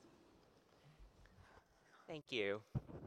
It is a true honor and privilege to be here among my colleagues, Zhao Yang and Bifabi, Inthabong, Yulia, and Miu-sang. My name is Jung-hyuk Chung, and I'm a PhD student in international relations at Seoul National University, where my research focuses on the intricate dynamics of international security, deterrence, and alliance politics. I express my sincere gratitude to the Korea Foundation and the Korean Association of International Studies for organizing this invaluable conference.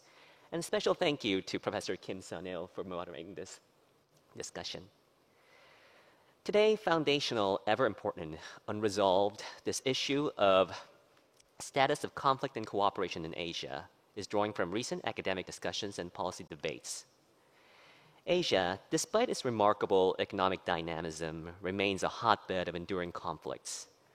The escalating nuclear and missile programs on the Korean Peninsula present an acute and destabilizing threat, challenging existing deterrence framework and strategic stability. This environment suggests that Asia's relative peace is a precarious equilibrium, highly vulnerable to disruption and further destabilization. Indeed, existing security dilemmas, coupled with pervasive lack of trust among states, amplify the severity of these conflicts and further aggravated by the recent great power politics and competition. However, alongside these persistent conflicts, cooperation in Asia presents a more nuanced picture. The region demonstrates its strongest collaborative efforts in economic, technological, and social domains characterized by robust trade, digital transformation, and cultural exchanges that foster a sense of regional community. However, political and security cooperation remains notably weak, often hampered by the limitations of traditional multilateralism and the rise of external minilateral initiatives, which challenge broader institutional cohesion. While economic interdependence is undeniably high, It acts as a double-edged sword, fostering reliance, but also creating vulnerabilities that can lead to competition rather than solely promoting peace. The second Trump administration factor, despite its destabilizing transactional nature, has paradoxically compelled Asian nations to seek greater self-reliance and strengthen their intra-regional security and economic architectures, often through diplomatic hedging and enhancing trilateral partnerships.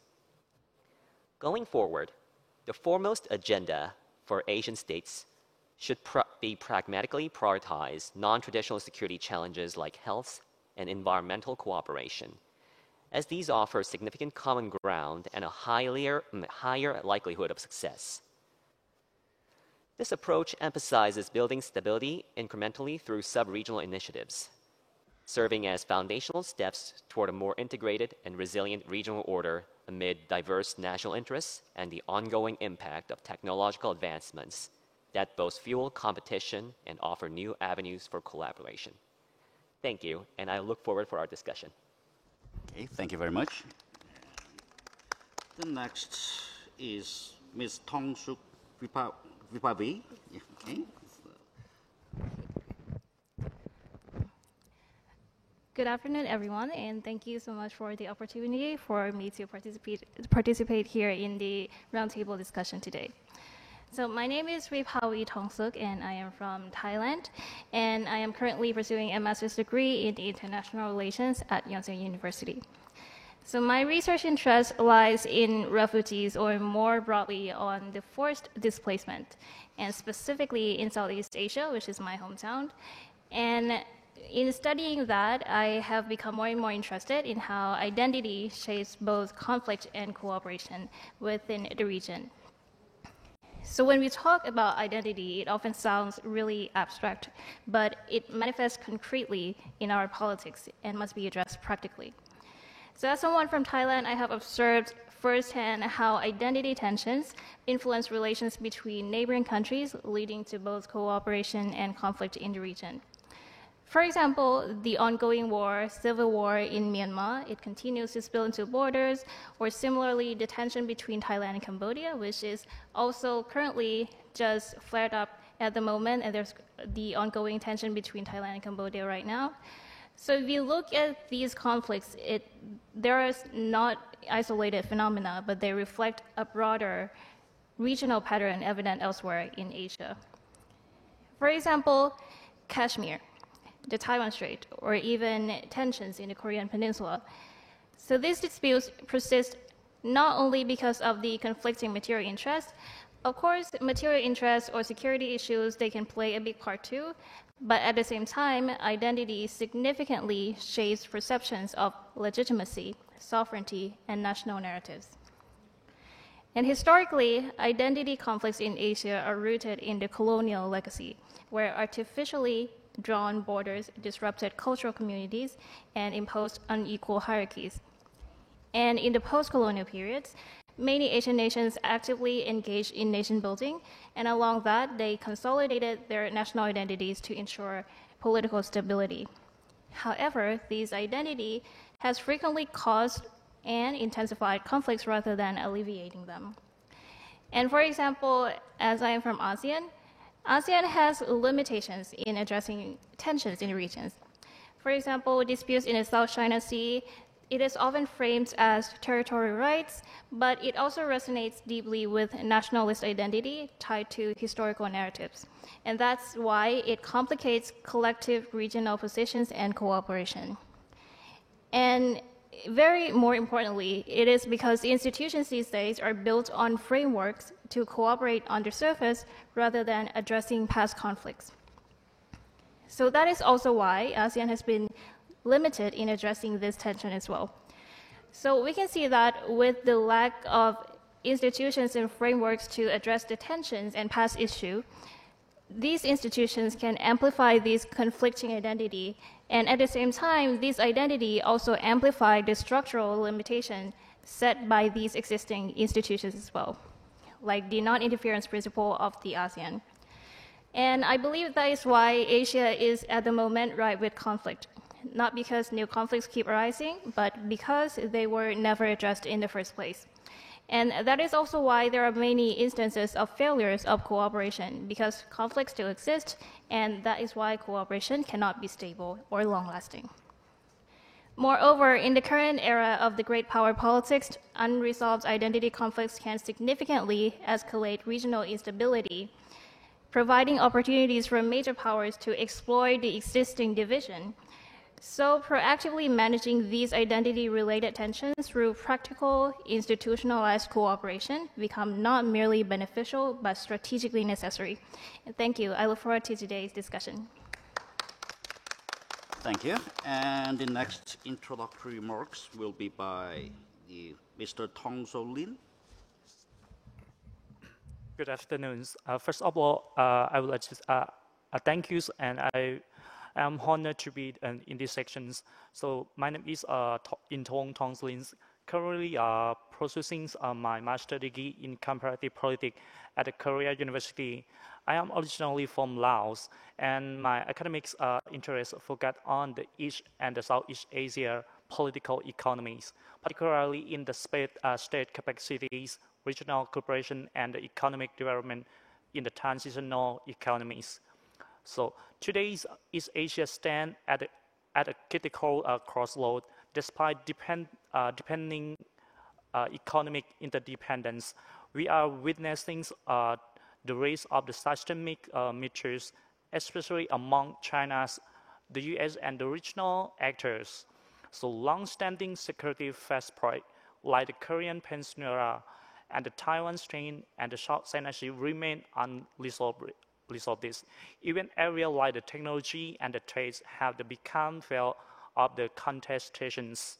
However, history reminds us that the confrontations is not inevitable. East Asia had a strong recognition of the pragmatic cooperation, whether toward ASEAN-centric diplomacy, regional trade agreement, or informal yet effective multilateralism. Amidst uncertainties, especially during and after the Trump year, it is critical for the ASEAN country to reclaim agency not towards bloc politics, but where the flexible issues-based diplomacy, economic diversifications, and institution buildings that reflect both the strategic reality and the developmental aspirations of our peoples. So in today's discussion, I hope we can explore how to build a cooperative agriculture that avoids solutions, logic, and strengthens regional resilience for the future generations. To understand the cause and how to resolve the conflicts in the Southeast Asia that we are understand. First is about why does the conflicts persist despite the possibilities. So East Asia conflicts persist due to historical legacy like the unresolved turmoil from the World War II and the Cold War. So visible in the strained Japan-China-Korea relations and the China-Taiwan tensions. Another reason is the strategic mistrust like U.S. land areas are seen at the encirclement by the China with trigger arms race and security dilemma. Unlike the Europe, East Asia lack abiding regional security institutions. Forum like the Asian Regional Forum exists, but without enforcement power. So additionally, some authoritarian regimes like North Korea and Myanmar resist reform due to the regime's survival interests. So finally, economics decouplings tend like U.S. export control and the chip war erode the foundations of interdependence that once held reduce tensions. To from these the conflicts to how can corporations to be rebuilt in the term and the term post-year. So I think we should solidify cooperations beyond the grand arises. Middle power like Korea, Vietnam, or Indonesia can lend unilateral partnership on issues like the climate, digital trade, or health. Also, institutions like ASEP or ASEAN Part 3 should be revitalized, offering inclusive platform instance of the exclusionary bloc. And also, the country can also pursue strategy ambiguities, not the picking sides, but adapting issues by issues. Above all, we can use shared development narratives, infrastructure, green transitions, and the public health as a political ground to rebuild regional trust. So I hope we can discuss more. Thank you. Thank you very much. And the next introductory remarks will be by the Ms. Sekardiadi. Okay, thank you, Professor Kim. It's a pleasure to be here today. My name is Yulia, PhD student from Dunga University, Graduate School of International Studies. Regarding to today's topic, I would like to present from the Southeast Asia perspective, as I'm from Indonesia, so I would like to present from the Indonesians' point of view. The conflicts occurring in East Asia, particularly those that involve China and the United States, can consider affect Asian, especially Indonesia, in terms of economic, political, and security. Economic effect may involve a slowdown in growth, strain on the export industry, and increasing oil prices. Politically and diplomatically, there may be a pressure for Indonesia to adopt a position on global matters, while security-related consequences could encompass the risk of refugees, influxes, and the potential for radicalizations. Economic impact, for example, tension in East Asia might lead a rise in global oil prices as potential supply interrupts from regional production nation occur. Also, the conflict could interfere with global financial market, affecting the exchange rates of the currency and also foreign investment within Indonesia. Conflict in East Asia also have a potential to destabilize both regional and global order, as they may provoke an escalation of military or political tension in nearby nations. The tension in East Asia, while having adverse effect, can also open up positive avenues for Indonesia. One of the opportunity for diversifying export market and also boosting the manufacturing sector. For example, economic tension like the US-China trade war may create opportunities for Indonesia to expand the export to emerging markets like Africa, South Asia, and the Middle East. Indonesia manufacturing industry, particularly in electronic and also automotive sector, has the capability to expand by substituting Chinese product to the US market. And the second part, I would like to highlight the impact, opportunity, and also contribution of Southeast Asia in peacekeeping effort, Indonesian viewpoint especially.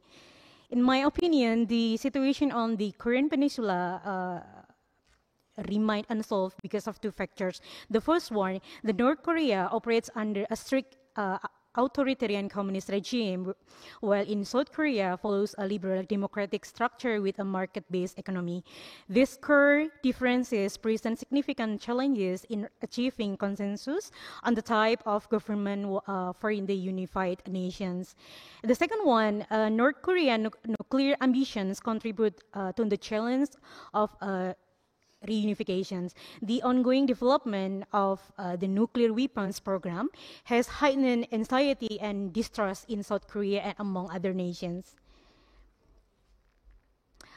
Indonesia actually has the potential to play a role in fostering peace on the Korean Peninsula. A neutral nation with positive ties, but North and South Korea, Indonesia poses a strong advantage. There is a strategic economic partnership agreement between Indonesia and South Korea. And also, additionally, Indonesia and North Korea have maintained bilateral relationships since 1961.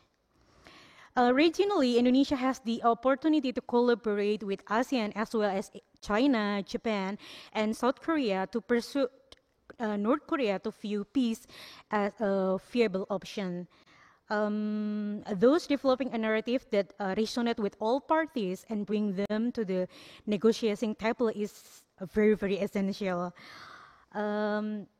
Lastly, ASEAN is believed to have a role in fostering peace on the Korean Peninsula.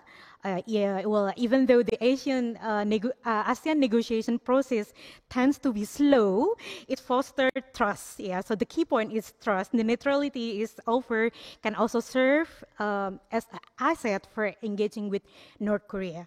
So the key point is actually trust and neutrality. That's all my presentation for today. Thank you. Thank you very much. And the final introductory remark will be by Ms. Narita. Hello, everyone. Thank you very much for having me here today. My name is Miyu Narita from Japan. I am a master's student at Seoul National University, majoring in Korean Studies. My main research interest lies in Japanese perception of the colonial past and historical friction between Japan and Korea. Today, I'd like to present on the topic the influence on Japan's security policy and constitutional reform debate on peace in East Asia. This topic is really important to be considered in the great power politics era, since America-China relations or Russia-Ukraine war became a main reason for Japan's new security policy or change in the constitutional reform debate. As previous researchers have mentioned, the historical context of East Asia, particularly Japan's colonial invasion and Pacific War infringement, continues to significantly shape regional dynamics. And in this context, Japan's current stance on security policy has a substantial impact on the entire East Asian region, which reminds of past painful traumatic experiences of each Asian country. And as member of the next generation in East Asia, I believe that paying attention to and engaging in transnational discussion on Japanese security issue is really crucial in preventing future severe political tension or military conflict. In this presentation, I mainly raised two questions. How has Japan's security policy evolved and what controversies have emerged as a result of these changes? And secondly, how have these shifts in Japan's security policy impacted broader security dynamics in East Asia, especially the South Korea and China? Given the time limit, I will provide a brief responses to each. First, the Japanese government, led by the Liberal Democratic Party, has attempted to revise Article 9 of the Constitution, whose fundamental content is the abandonment of war for Japan, to explicitly justify the existence of the self-defense forces. And this push includes significant moves such as the Abe administration 2040 cabinet decision, partially allowing the right to collective self-defense, and the former Kishida administration's more recent increase in defense spending with new security policy. However, these developments have been really controversial in domestic sphere and international sphere. One major issue is the lack of democratic process domestically. Despite there was a strong public opposition, such as the student movement, SHIELD, these decisions were implemented unilaterally. And another important issue is, as I said, international dimension, that East Asian countries, especially China and the South Korean government, officially criticizes the decision of collective self-defense. Both countries point out these policies can be contradicted with post-war Japan's stance as a peace country and abandoning a war. And for Chinese government, also concerns the use of China's threat theory as for a justification of the militarization of Japan. And also, even the citizens in each country start to be afraid and also show aversion against Japanese society, seeing that Japan started to become more militaristic or imperialistic again, which remind of the past traumatic history. So this somehow negatively impact on the relationship between Japan and South Korea, not only a diplomatic sphere, but also the citizen society. However, at the same time, I believe that this moment highlights the growing importance of citizens' engagement across East Asia. After all, it is the people of East Asia who will be mostly directly affected by the outcomes of peace or conflict discussion diplomacy in the region. Therefore, debates on constitutional reform and security policy should not be confined to governments or political elite, and there should be active involvement from ordinary citizens who should have the opportunity to express their views and shape the future of regional peace. Not only people from other Asian countries such as China or South Korea, as I mentioned, Japanese citizens ourselves started to recognize how it is really dangerous for Japanese government to expand the military policy or new security policy. So the shared desire among East Asian citizens to avoid a war and militarization or conflict point to the potential for grassroots transnational solidarity. And as a student studying this field, I would really appreciate to participate in this kind of discussion, because this kind of discussion itself as a form of regional solidarity. So thank you very much for your attention, and I would expect a deeper discussion about this issue. Thank you. Thank you very much, and thank you for the wonderful introduction. And now it's time to begin the discussion to diagnose the Asia. So there's a term called the Asian paradox. I believe all of you have heard that. In a nutshell, it refers to a phenomenon that the growing interdependence among the countries, particularly the economic interdependence, has not translated into the political cooperation. And why there is no such a thing like the NATO in Asia. So then what interrupts the Asian nations from building more cooperative relationship? And in the introductory remarks, the panelists briefly actually touched upon some issues like the underdeveloped multilateral security mechanism in Asia and the identity issues or the lack of institutions and historical legacy and conflict of political interest and disruption of supply chain and post-war legacy and security issues. And then let's listen how each panelist see what ails Asia now and what are the fundamental and structural problems. Since we have panelists from a variety of countries like China, Korea, and the Thailand, and Laos, Indonesia, and Japan, I believe we can have fresh and insightful observations. So let's begin with Mr. Lee.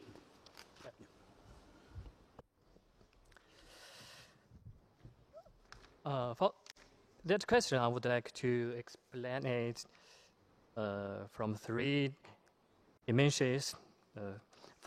First is fundamental causes, the second is historical continuities, and third is structural dilemmas. First, at the fundamental level, strategic competition among major powers has created persistent structural tensions and instability. The unipolar moment following the end of the Cold War did not lead to lasting peace. Instead, the power shift between China and the US has sparked a new round of geopolitical confrontation. The US perceived China's rise as a systemic challenge to its hegemony, particularly in East Asia. Moreover, the US has framed the US-China rivalry as an ideological struggle between democracy and authoritarianism. This competition goes beyond economics and technology. It also concerns who leads in setting international rules. In contrast, China emphasized cooperative leadership through initiatives like the BRI and RCEP. This competitive logic has led many regional hotspot issues to be absorbed into the broader Great Power rivalry, thus obstructing the formation of effective solutions. Second, from the historical perspective, many of the region's ongoing conflicts are rooted in unresolved historical traumas. It's silly. This is unfinished histories that continues. Institutional gaps in today's regional security architecture, allowing risk to be perceived and intensified.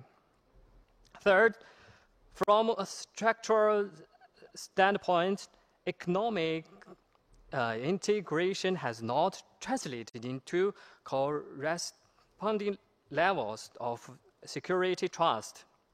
The created regional instructional landscape is very fragmented. The US and Japan promote the Indo-Pacific framework.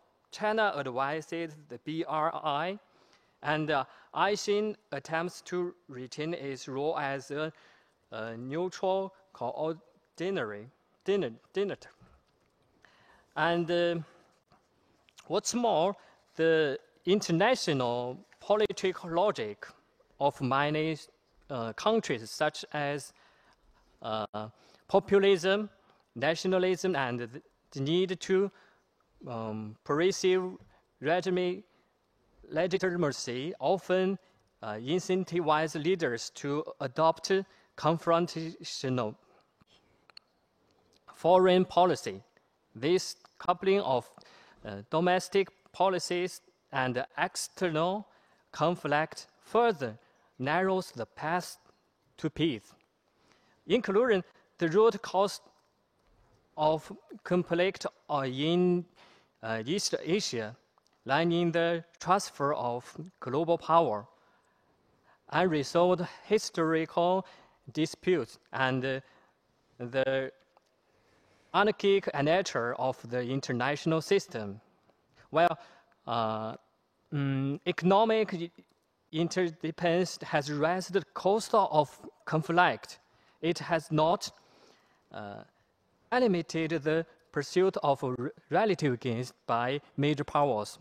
Without the concurrent support of political will, institutional frameworks, and shared identity, instability and conflict will continue to cast a shadow over the East Asian order. Yeah, that's my opinion. Yeah, thanks very much. Yeah. Okay, thank you very much. And Lee points out the kind of persistence of Cold War legacy, which has interrupted the building of political and even economic cooperation, kind of as a result of fragmentation. And thank you very much for the good observation. And the next will be Mr. Jung. Thank you, Professor Kim, on your prescient and also relevant point on the Asian paradox, which despite the deepening interdependence in the resolution of conflicts and competition among Asian states remains a far and perennial goal which is unachieved yet. Well, based on the insights gleaned from our colleague discussion and also our own researches, my thoughts on the structural and dyadic and relational sources of conflict and instability in Asia center on a complex interplay of persistent grievances, shifting power dynamics, and pervasive lack of credibility, all exacerbated by geopolitical trends, which makes interdependence accentuate mutual vulnerability instead of cooperation. At a relational and dyadic level, Asian states grapples with lack of mutual credibility due to states' capabilities to threaten others, well, from their military powers, and also competition of relative interest intermingled with the great power competitions and their alliance networks, and also unfavorable reputation from unresolved historical antagonisms and entrenched border disputes that have simmered since the Cold War. Structurally, the region lacks robust, effective multilateral security institutions capable of mediating these disputes or building genuine collective security, further weakening its capacity for conflict resolutions. And as my colleagues have discussed, these kind of competitive identity conflicts, as Miyu-san and also Inthavong has mentioned, is still pervasive at a citizen level as well, which degrades the cooperative spirit in our identity politics, as Bifavi has mentioned. So then we have to move on to overall the regional orders power distribution, and institutional agreements and normative identities are demonstratively unstable and prone to conflicts, as the spread effects from the Ukraine conflict has also transmitted to the Asia's regional security dynamics. Also, the intensifying US-China rivalry acts as a primary amplifier, pushing the region into a precarious equilibrium. The systemic competition exacerbates existing flashpoints, further aggravating the prospect of conflict cooperation in the region, raising the likelihood of future conflicts and suggesting that Asia is indeed vulnerable to further destabilization. Thank you very much. Thank you very much. As Mr. Chung raised an interesting point, the lack of mutual credibility and the issue of reputation, partly due to the kind of historical legacy and partly due to the hegemonic power competition and rivalry, as well as the kind of persistence of the security problems in the region. Thank you. And the next will be Ms. Tong-suk. So the question is that we have the economic cooperation, but it's not really successful. The conflicts still exist. So in order to answer the question, I think that we need to look beyond just economic cooperation and really consider the deeper historical and structural roots of these tensions. I also agree with all the points that previous panelists mentioned.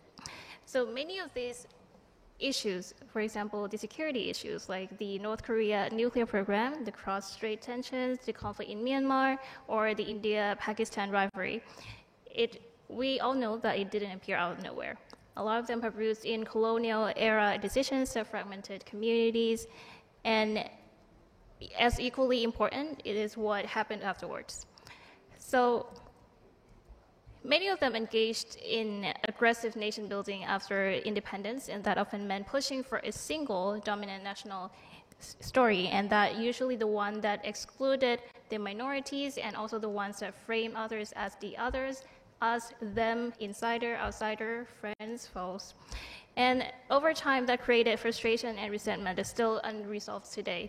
And that is the point that many other panelists has also mentioned as well, about how the conflicts remain unresolved. So, for example, if you take Kashmir, the India and Pakistan conflicts between the borders, it is not just about the borders, but the thing is, India and Pakistan have wrapped the region into how they define themselves as nations. And that makes any compromise feel like giving something up as the national identity. Or the Taiwan Strait, as we know, it shows a very similar pattern where two very different political identities that try to assert the legitimacy over the same space. So now, economic cooperation, economic growth is often expected to fix these kind of things, to bring peace, but it doesn't really work because when deeper divisions or deeper conflicts, they go under-addressed. So what we often see is that economic or any kind of operations, they tend to happen in areas where difficult legacies can be brushed aside. Because institutions, the orders these days, they are often built to make that possible. For example, ASEAN, it is a good example. The ASEAN framework make it really easy to cooperate economically, but at the same time, it also sized up political friction. inside the institution as well. So when conflicts arise that challenge the core national narratives or historical grievances, the same setup that enabled the economic cooperation, it also makes it hard for historical grievances or makes it hard to respond to such conflicts as well. So that is also about the limitation of the design of institutions these days. And at the same time, it also reflects how many of today's conflicts are structural, and it tied to how authority and legitimacy were built in the very first place. And this becomes even more urgent today because in today's geopolitical climate, where great power competition, especially between the US and China, they tend to amplify the existing division in the region. And these powers often engage with Asia through the framework built more for strategic alignment than for addressing deeper structural issues. For example, the institutions, it has become really unstable because the conflicts has never been addressed. So that kind of institutions or institutional cooperation, it has been weak from the very beginning, and that's why cooperation has been unstable and conflicts keep rising. So if Asian nations don't find ways to think how regional cooperation is structured, ways that engage more honestly with the region's political and historical realities, external actors will keep reinforcing these cracks instead of helping to bridge them. And that shows how the issue of the conflicts has become really structural, historical, and foundational. And I think that is how we should address at the very core of it. Thank you. Thank you. And Ms. Tong-soo traces back further to the imperialism and colonialism, which has made the issue of the complicated identities kind of salient and pervasive, as well as the cumulative experience of the unresolved conflicts through kind of proper institutions, and also the great power competition, which has aggravated the situation. Okay, thank you. And next will be Mr. Tong-soo Lin.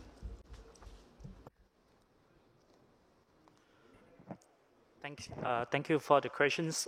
So as presented earlier, one of the biggest push-ups in the East Asia is the gap between economic interdependence and the lack of the robust political or security cooperations, unlike Europe, where economics and the political integrations move hand in hand. Asia remains fragmented despite deep trade and the investment link. So from my perspective, the interruptions stem from a structural absence of the trust and institutional alignments. So first, historical legacies and unresolved memory, especially from the colonial and the Cold War periods, so continue to shape regional narratives. These historical tensions are not just in the textbook. They influence how the state perceives each other in intentions. The second is about the power asymmetry. So particularly the strategic competition between the US and the China's make the middle and smaller power countries. Many nations are reluctant to choose side, and these hanging behaviors prevent the formations of the cohesive security framework like the NATO's. The third is the institution weakness. Is a core issue. Asia does not have the strong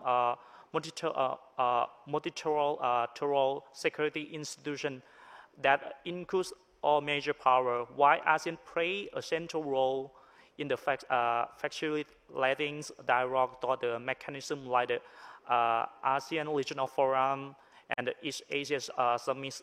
It is still operate on the consensus and non-interference. The limiting it is ability to respond decisively to security threats. So finally, we must not overlook diverse domestic policies and the regime ties. A country in ASEAN from the liberal democracies to authoritarian regimes is with different governance. So philosophy and the foreign policy strategy, this diversity make arrangement difficult beyond the economic interest. So that might say, I believe the pragmatic issues-based cooperation, especially in the area like the climate resilience, infrastructure, and the digital governance, offer a promising way forward. ASEAN does not need to copy another, but it does need confidence building, institution innovations, and the inclusive regionalisms that reflect both the great power dynamic and the voice of the smaller state. Thank you.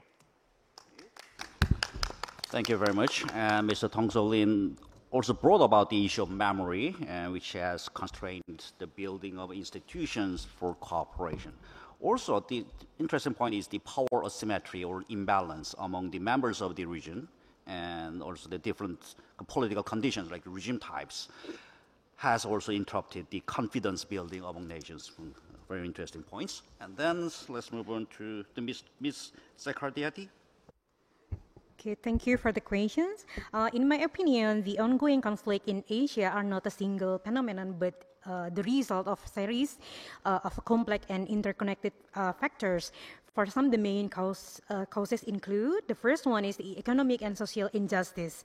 The economic inequality and social injustice can create tension that lead to the conflict, particularly when obsessed groups seek to the change of the status quo. The second one is diplomatic failures. The failure of diplomacy and peaceful conflict resolution often lead to escalation, whether the form of civil war, regional conflict, or even the global wars. The third one is the advance in military technology. Rapid development in military technology, including weapons of mass destruction, can increase the intensity and scale of conflict, as well as prolong their durations. And the last one, the non-state actors. The emergence of non-state actors such as terrorist groups or transactional criminal organizations also contributes to ongoing conflict, often with motive different from the traditional state-based wars. Also, I want to highlight the Asian countries need to strengthen regional cooperation to respond to challenge and the size of opportunities. The first one, I want to highlight that to strengthen economic corporations, diversify market and supply chains in detail to reduce the dependence on a single country or region, especially in terms of trade and investment. Also, promote regional economic integrations, strengthen intra-Asia economic ties to free trade and investment agreement. Also, to strengthening the regional cooperations, ASEAN and forums such as ASEAN +3 and APEC should be optimized as platform for the inclusive cooperations. And lastly, strengthen the dialogue and also diplomacy. To strengthen the way is with the strengthen ASEAN, utilize ASEAN as a platform to enhance regional cooperation and respond to global challenges. Yes, I think that's all my opinion. Thank you, Professor. Okay. Thank you very much. And Ms. Sekhardiati wrote about interesting issue of the economic inequality and social injustice and the failed diplomatic resolutions. At the same time, another interesting point is the non-state actors, such as the transnational criminal organizations, which has kind of interrupted the building of cooperative the relationship among the nations. And thank you very much. And finally, Ms. Narita. Yes, thank you. I consider the cause of instability in East Asia, despite of economic prosperity, deeply related with unresolved nature of history, especially for Japan, as other presenters mentioned. Its colonial past has continued a fundamental obstacle to diplomatic relations with Korean Peninsula and China or any other countries, and changes in the stance of successive administration in each countries regarding colonial and historical issues have often altered the depth and the direction of diplomatic ties, which result in the instability in diplomatic sphere, I believe. And in particular, the Japan-South Korea Basic Treaty of 1965 left unresolved fundamental differences in the interpretation of prior treaties or prior treaties. So Japan's inconsistent responses to key historical recognition issues, such as the comfort women and forced labor, have continued to hinder diplomatic reconciliation. Moreover, the issue is that the recent resurgence of far-right activities or conservative activities in Japan, including hate speech directed at the Zainichi Korean or any other foreign resident, has gradually become mainstream or rather translated into Japanese main political parties. And this trend have influenced national policy, as I mentioned, the Japanese renewed security stance. Here, I believe that these dynamics have exacerbated the security dilemma in East Asia, whole East Asia, since China perceives Japan's increased defense spending and its enhanced security tie with the United States as a contaminant strategy, so thereby intensifying tensions over Taiwan and the East China Sea. Meanwhile, North Korea has repeatedly used Japan's action or militarization or any other renewed security policy as a pretext for missile tests or nuclear tests, creating a circle of escalation under the logic of defensive militarization. So I believe that like how Japan considers the political past or the unresolved nature of history between countries is a really important matter in the cause of instability. And moreover, about the economic prosperity, one reason why economic prosperity has failed to prevent conflict lies in the relative equalization of economic positions and power relations, with the significant rise of South Korea and China in economic sphere. The issues of historical memory or historical experiences, once diplomatically marginalized, have been elevated in priority between the diplomatic relation between Japan, and both countries now possesses the diplomatic resources to pursue them assertively. So that's why I believe that those economic prosperity in one hand can fortify the relation in East Asia. However, at the same time, this allows to go deeper in the historical issues. So in sum, the diplomatic confrontation rooted in these historical friction between Japan, China, and South Korea, like main country in East Asia, have significantly hindered the resolution of broader source of conflict and instability across Asia. So in this point, how the issue of history should be dealt in a diploma, other than the type of cooperation such as science or technology or economy, we have to think of how those issues of history should be dealt. I think that's my observation toward the issue of instability in East Asia. Thank you. Thank you very much. And since Ms. Narita brought about the issue of the still persistent legacy of the history and the national identity issues, also the security dilemma, which should be overcome in order to build any kind of cooperative relationship among Asian nations. So now we have diagnosed Asia. A patient, according to the diagnosis, is in critical condition, is about to die. It seems that there is no cure available because the history issues and security dilemma, or the asymmetric and unequal political and economic conditions, and global competition, which is sometimes dubbed as a new Cold War. And also, in addition to that, the augmented the global power competition, particularly the G2 competition, and the economic nationalism under the new Trump administration, which is really unfavorable for building cooperation in Asia. But we have to find a way. in the era of complex and multi-layered crisis, which is the grand theme of this annual meeting. So please share your prescriptions. Okay. So let's begin with Mr. Lee. Yeah, thanks for your questions. It's very difficult question. Yeah, I think.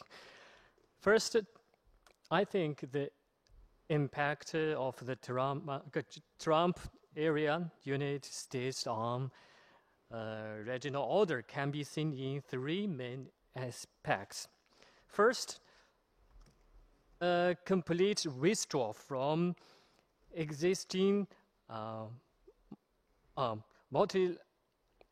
multilateral economic frameworks, such as the withdrawal from the TPP, the weakening of trust-based ties with traditional alliances, such as demands for higher defense cost sharing from ties with from South Korea and Japan. Third is a systematic campaign of commitment against China in technology, finance, and society, and pushing forward the trade of decoupling. So the foremost task for Asia is to enhance institutional resilience and strategic autonomy. On one hand, in addressing economic nationalism, we should adopt a process-oriented, constructivist approach to regional cooperation, particularly through a mechanism like RCEP. Yeah. There is significant complementarity among China, South Korea, and Japan in hydrogen energy, so solar power, and battery technologies. The uncertainty in U.S. climate policy during the Trump years, in fact, offered an opportunity for ASEAN countries to accelerate climate cooperation.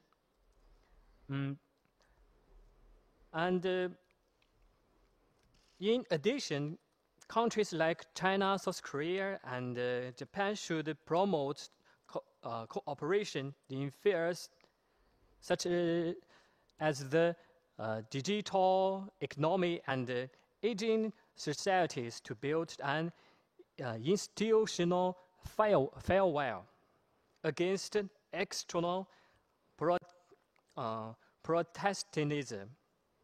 On the other hand, in confronting bloc dynamics and camp-based polarization, Asia must strengthen the inclusive multilateral frameworks, particularly by revitalizing ASEAN's Central and the China, Korean, Japan trilateral mechanism. ASEAN's experience with impartial enmeshment is especially valuable, offering strategic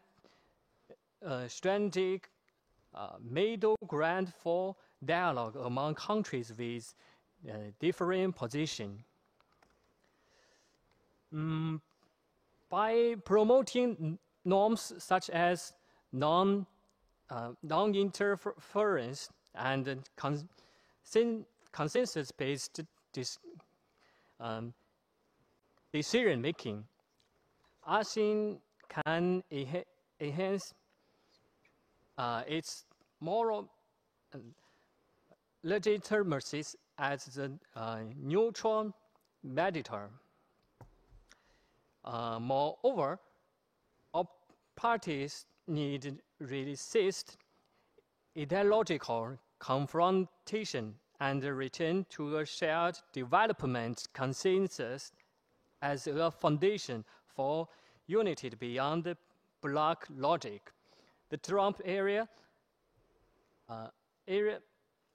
America First approach exposed the fragility of U.S. lead order, and the Asian nation can recenter around a development-oriented consensus. And middle powers such as South Korea and Indonesia, positioned between major powers, can form flexible cooperation networks. Looking forward, rebuilding Asia's operative order need to take the form of multi-layered, multi-centered network system. I think we must believe that as long as we uphold the principle of openness, institutional innovation, and inclusive governance, Asia can indeed build its lines of low politics cooperation and crisis management mechanism in the unpredictability of great power rivalry, and transform East Asia from a competitive arena into laboratory of cooperation. Yeah, thank you very much.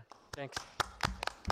Thank you very much. So Lee suggested kind of decoupling of politics and economic issues, and it's kind of, as you pointed out, a kind of constructivist approach, and the RCEP and other institutional framework is emerging, and so that might be the evidence or the that can back up your constructivist approach, and promoting and diffusing multilateral norms to build confidence and increase interdependence, which also kind of implies that you are a constructivist.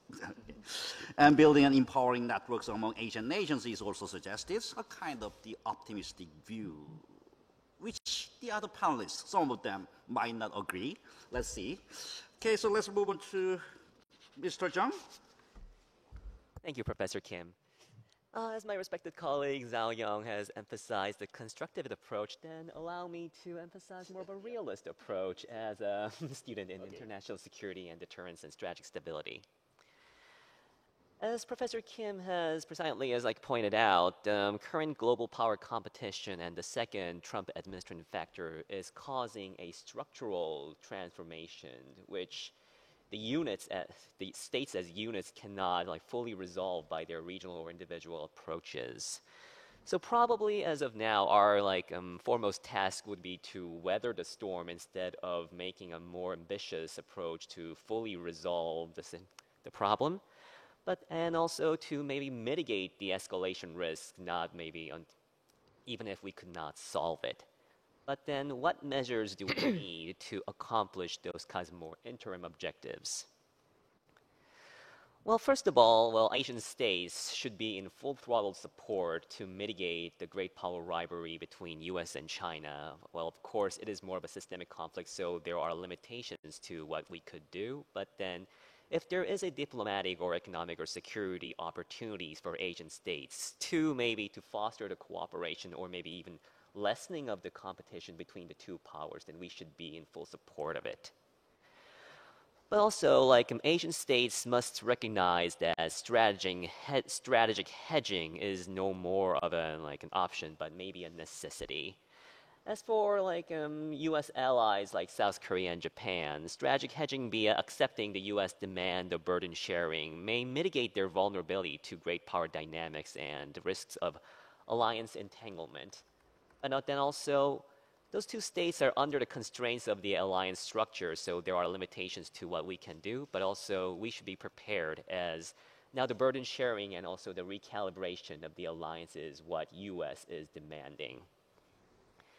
And what should be done among the Asian states as a whole?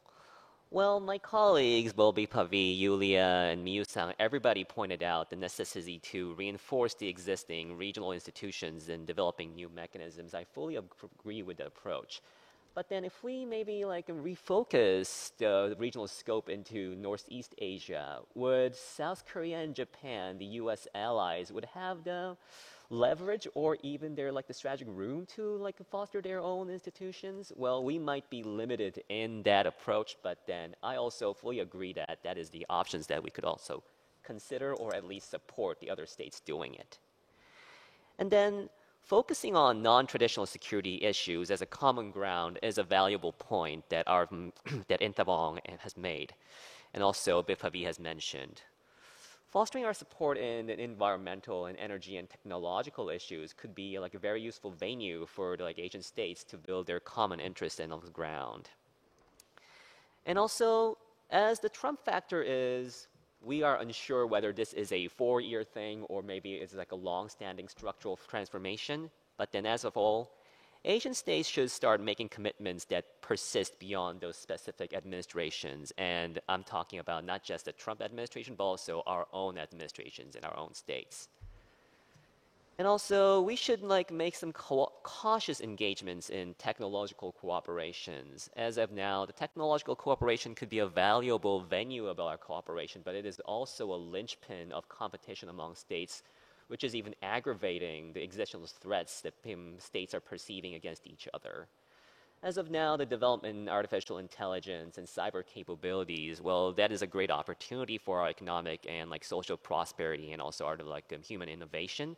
But then that is also aggravating the strategic instability as it is weakening the second strike capabilities of certain states have. And also, it is also opening the opportunities to make non-nuclear like first strikes, which is also like the foundation of the third nuclear age. As of now, like a lot of like technological innovations, including hypersonic weapons, cyber attacks, and also like precision-guided attacks, is posing existential threats to states among us, and especially among the regional powers that have the capability and also have the like responsibility to foster their cooperation among states. But then, as I've mentioned earlier, the lack of credibility among those states has remained as an like aggravating factor for the like regional cooperation. So to recap my opening statement, well, there are certain factors that cannot be resolved, but we should also strive to at least mitigate those factors by doing the things we can from systemic and regional cooperation levels. Thank you, and also I can move my point to my next colleague. Okay, thank you very much. So Mr. Zhang pointed out the very interesting points that the Asian nations should play as a kind of mediator for the growing G2 competitions, utilizing their economic and political interdependence. But also point out that the fundamental structural constraints by the trilateral alliance in the Northeast Asia. And then suggest a very, very interesting point was suggested, the technological cooperation as a means to begin building a new structure of the interdependence that can mitigate the growing global power competition in the region and tensions. Thank you very much for the insightful observation. And let's move on to Ms. Tong-suk.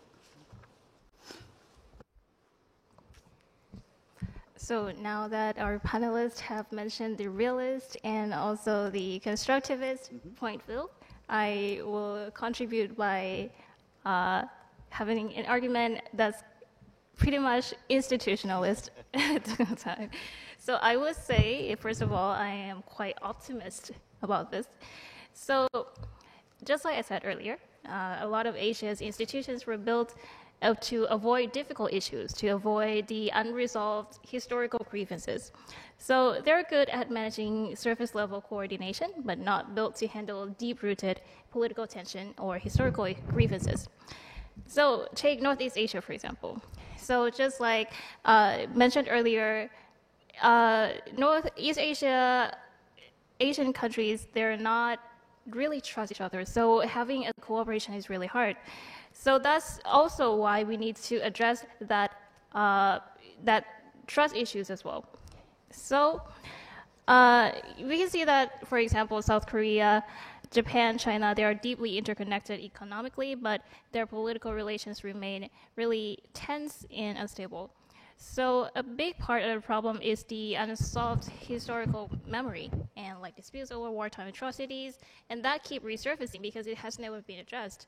And these issues often get pushed aside in formal diplomacy because the institutions that we have today, it allow that kind of pushing aside the political issues that are hard to address.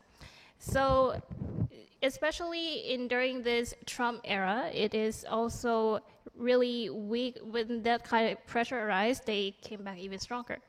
So if we want to move forward, I think countries in the region need to invest in mechanisms that deal directly with these tensions.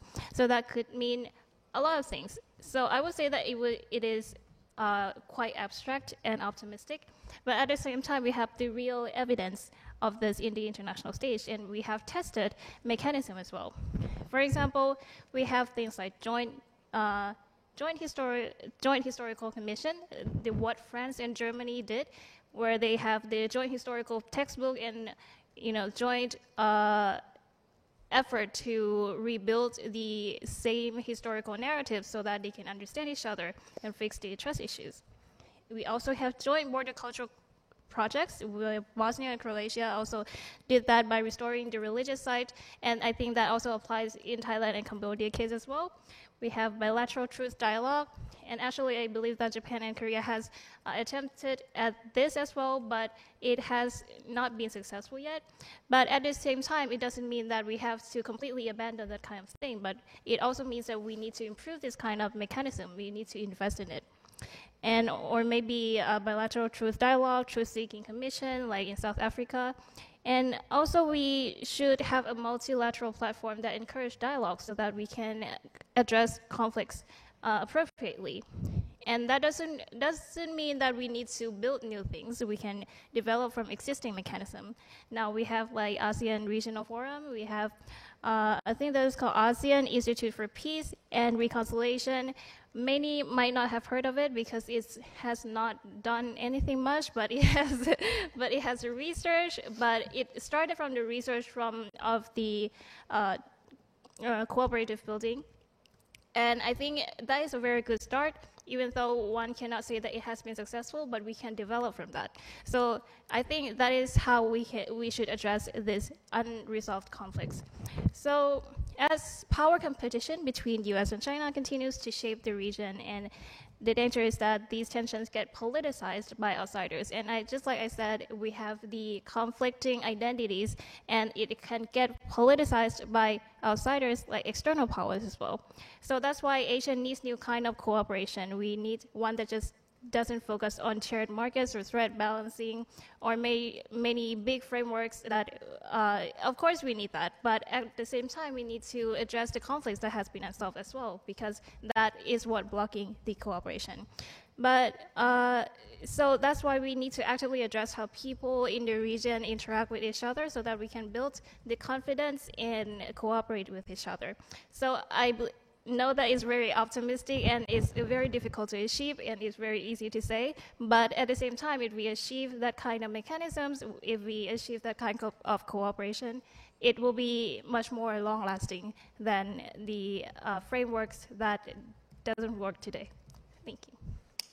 Okay, thank you very much. The very consistent prescription to your diagnosis. So you suggest that the issue of memory has been the kind of fundamental issue, and you suggest that issue, the issue of memory, need to be resolved. And also brought about some cases, like the Joint Historical Commission and bilateral truth dialogue, etc., which can be developed into a multilateral framework or the network as a foundation of cooperation building. And in order to do that, we may have to depoliticize the issue of identity and memory. And thank you very much for suggesting optimistic kind of viewpoints. Okay, thank you. And let's move on to Mr.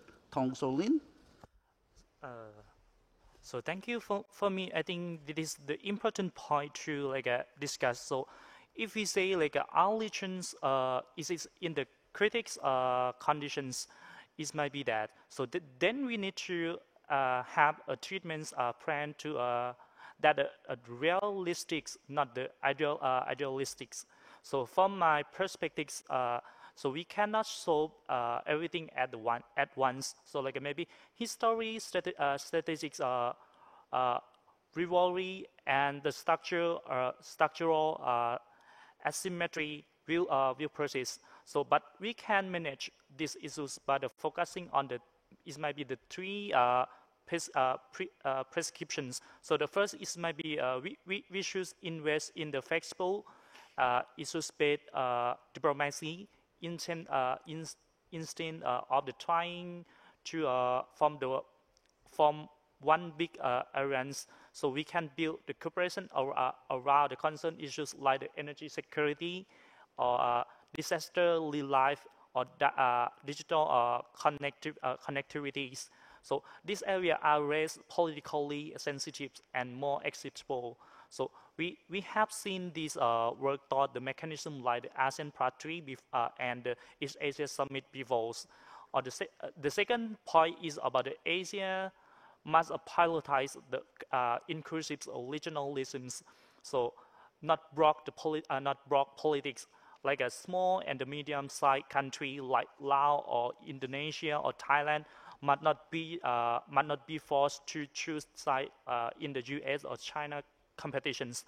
A balanced, open regional order will be more sustainable than any exclusive security agriculture. The third point is we need to strengthen a regional institution, but not necessarily to copy the Western models. Like ASEAN loans should be enhanced, not as a military alliance, but as a center of the gravities for dialogue, trust building, and the crisis preventions. The institution matter not because they solve the conflict overnight, but because they provide a continuity and a predictabilities. So, from here, the core is the removing all conflicts. It is managing different the pragmatisms, regional ownerships, and institutional patterns. I would thank you. Thank you. Okay, thank you very much, Mr. Tong Lin. And that's a very interesting concept, the minilateralism. This idea of an approach to build kind of multilateralism, beginning with some small areas that can build cooperation right off the bat. And then step by step, we will be able to build a larger network or framework of multilateralism by beginning with some kind of small kind of areas. An interesting approach. Thank you. And let's move on to Ms. Sekardiati. Okay, thank you for the questions. My opinion, in the era of uncertainty surrounding U.S. foreign policy under the Trump administrations, Asian countries need to strengthen regional cooperation to respond to challenges. ASEAN needs to reduce dependence on a single country or region, especially in the term of trade and investment. Also, focus on regional economic integration, strengthening regional supply chains, and resilience against external geopolitical pressures. For example, ASEAN can exchange conflict resolution mechanism and expand cooperation in areas such as digital economy or clean energy. ASEAN countries also avoid absolute alignment with any single major power bloc by maintaining good relationship with all major power like U.S., China, the European Union, India, without becoming the part of direct confrontations. Increase the national power, also the solutions.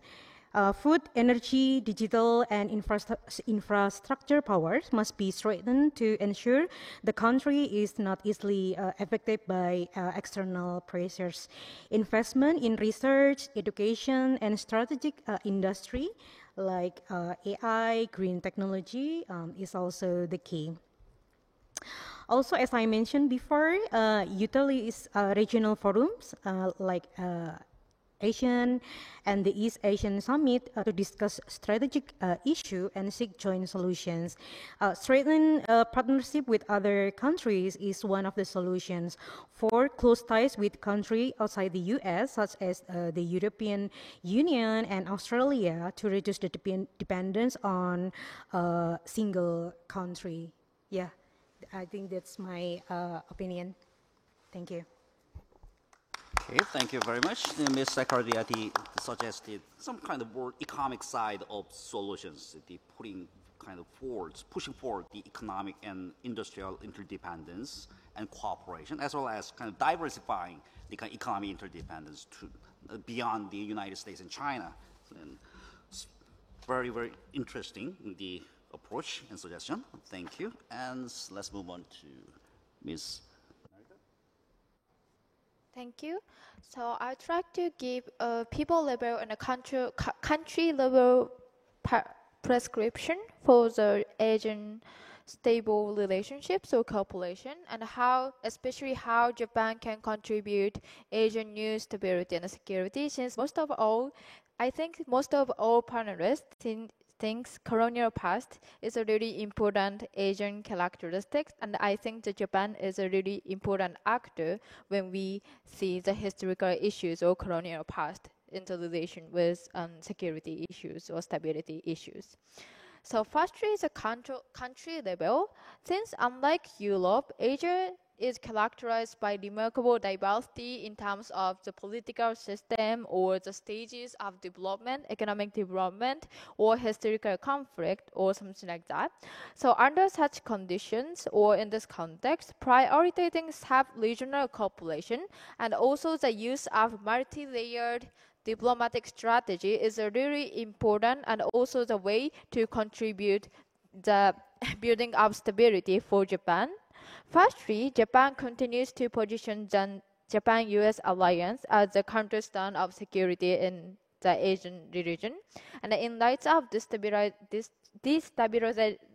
factors such as North Korea's nuclear development or China's growing military presence, I think maintaining this kind of deterrence in cooperation with the United States is actually important diplomatic strategy for Japan. And moreover, ASEAN has successfully built mutual trust among relatively similar small countries or similar small states, and which later expanded into broader cooperation with East Asia, ASEAN +3.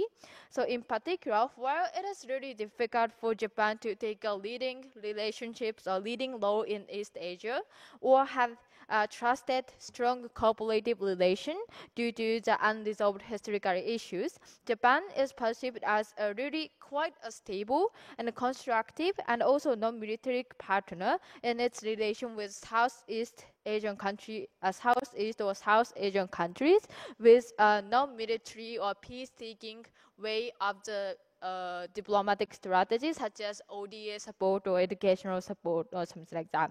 In that point, like using of this geopolitical distinction, Japan has developed the sub-regional diplomacy with ASEAN, India, or any other countries, thereby establishing regional buffers. And I believe such linkage and a buffer mechanism is really important to counter the China's unilateral dominance and the U.S.-China's confrontation in East Asia. So I think the use of this kind of multi-layered strategy, diplomatic strategy, is important for Japan, or important role for Japan that can take. And for the students level, since as Bipabi explains the importance of identity and how identity affects the policy or the relation with other countries, and I see the Japan becoming a really key actor in historical issues in here, it might be really important to consider the students' identity level, how we have to deal with. And in Japan, because Japanese youth, many of whom have lost the opportunity or sufficient education on Japan's past colonialism and wars due to the limitation of compulsory education and also the stance of the current government. So that's why they are likely to have an effect from the right-wing narrative on the internet, especially the Twitter or Instagram. However, at the same time, Asian countries started to have a stronger students' connection through the cultural interaction, which can be positively evaluated. However, at the same time, this kind of cultural interaction can be an issue, creating the gap between the historical perception against the South Korea or any other country or cultural perception. So that's why for the students level, we need an effort to to make an opportunity or international dialogue, make the cultural interaction as a catalyst for the further understanding of more academic or historic issue of each other country. So this is my observation how the Japan contribute the Asian building the Asian stability or Asian institution. Thank you. Thank you very much. And the narrator suggested the multi-layered diplomatic approach, and the ASEAN is believed to increase mutual confidence and cooperation, and it has been expanding. And it might be able to serve as a platform to build a larger body of political cooperation at the end of the day. And the ODA and other intra-regional cooperation and support will expedite this process. And the educational approach is also suggested on the historical issues, which is also suggested by the Tong-suk on the issue of memory. And thank you very much for the prescriptions. Now, so before moving on to the final remarks and concluding comments, so we have a large audience here, so let's listen to some questions from the floor. Okay, yeah. So by the way, so that this is being aired via YouTube, so please smile. I think we do have a microphone. Yeah, over there.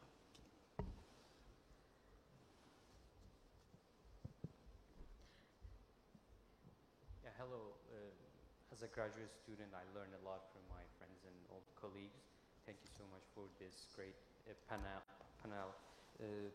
As I said before, as a graduate student, I really like the meta-theoretical debates, as you mentioned, the realism, the institutionalism, and constructivism. But under the title of East Asia, and after 6 years in my experience in Korea, I realized that it's not possible to understand this region with the Western experiences and all the theories that comes from their own historical experience.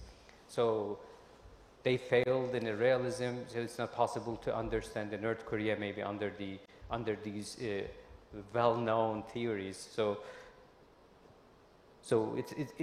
of course we have to build the trust. Of course we have to create institutional dependencies and economic problems. But it's obvious that after the thought crisis with China, all the dependencies become meaningless, or problems with Japan, all the things all of a sudden broke, and all the institutional dependencies become meaningless.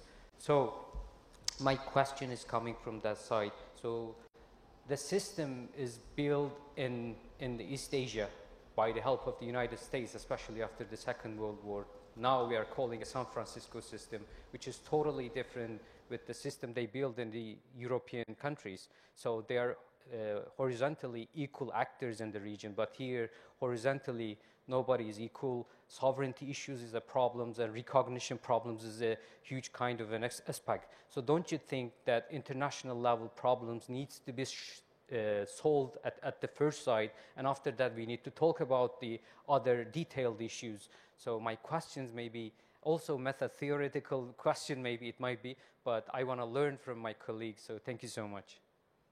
Okay, thank you very much for the question. And so actually that's one of the conventional kind of answer to the Asian paradox. So unlike the European nations, the Asia has been actually was incorporated under the Cold War system, and the so-called the hub and spoke system was established, centering on the United States. And all the bilateral relationship has been interrupting the building of regional body of political cooperation.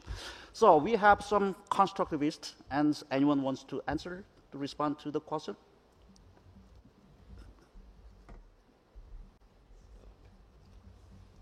Yeah. Well, but I would not identify myself as a constructivist nor a institutionalist, and I'm more of a fervent realist. But then, allow me to make more of institutional and constructive defense to your question. You are absolutely right that there is a parallel difference between Asia and Europe, and there is a difference even among Asia. Certainly, we cannot really parallel the East Asia's strategic competition and versus the Southeast Asia's institutional and also ideational cooperations. But then on other notice, East Asia in particular has done relatively well considering that there hasn't been a major war for the last 60 years. Well, unfortunately, one of those wars involved my country, but then. So what could call is that, despite the institutional and also ideational absence of sense of cooperation, and despite the strategic cooperation, then how was this region was able to manage until now? Well, as a realist, I would say that the strategic stability has functioned quite well. But then also, I would argue that there is a sense of shared identity that people fear and also caution against the use of forces and the disruption of the strategic stability. I guess this fear, also the sense of vulnerability is kind of the idea that we can share, and also it could be an ideational ground for the institutional our cooperation, because we share the interest of survival, especially in this particular region that the Earth's most great powers are concentrated within the radius of 3,000 kilometers. We could also share the idea that any kind of confrontation, any kind of grievances could escalate into could aggravate threaten our existential being, and that is probably the basis of our agreement that could foster the ground for institutional and identical cooperation, and that would in turn strengthen the strategic stability, which as a realist I care about. But thanks for your very good question. I hope this answers but partially of your listen. Thank you very much. And so we have only 5 minutes left. So why don't we have some final comments or the concluding remarks? And each panelist will have 1 minute. Okay, so let's begin with Mr. Lee. Okay. Thanks everyone and panelists. Nice insights from different perspectives and positions. Last, I want to say the youth are the hope of East Asia, but they are the easiest to manipulation by ultra-wing nationalism and other extreme ideology. So I think today's discussion is a good chance to exchange people to people. Yeah, I think this international control and people to people exchange among youth to strategic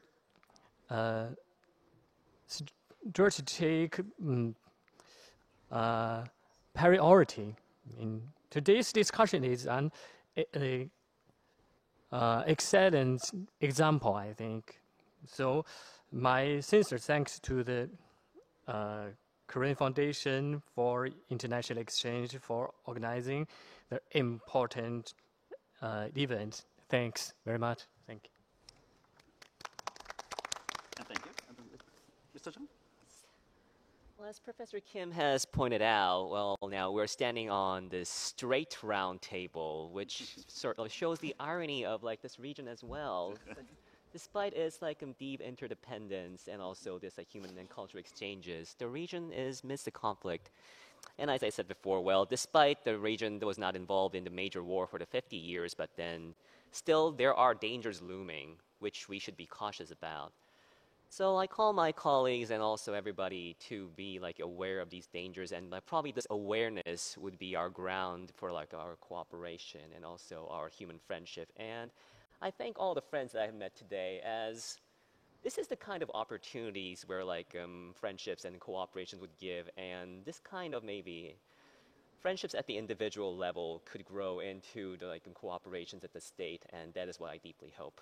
Thank you, everybody, and also I thank them, the Korea Foundation and also the Korean Association of International Studies to give me the opportunity to speak. Thank you. And Ms. Dong-soo? So first of all, thank you very much for this discussion, and I am very glad to have met all the colleagues and new friendship here. So I made a joke earlier about being an institutionalist or others being realist or things like that, but to be honest, I don't like to identify myself as an institutionalist, realist, or constructivist, because I think these kind of different perspectives, I think we all need to combine them together in order to counter the challenges that we're challenging today in Asia. So that's why I really appreciate today's discussion, and I have gotten many perspectives that I think would be really would be the opportunity for us to develop into a strong cooperation in the future. So thank you so much also for the Korean Foundation for organizing this discussion roundtable, and I hope we can discuss more on this after the roundtable. Thank you. Thank you.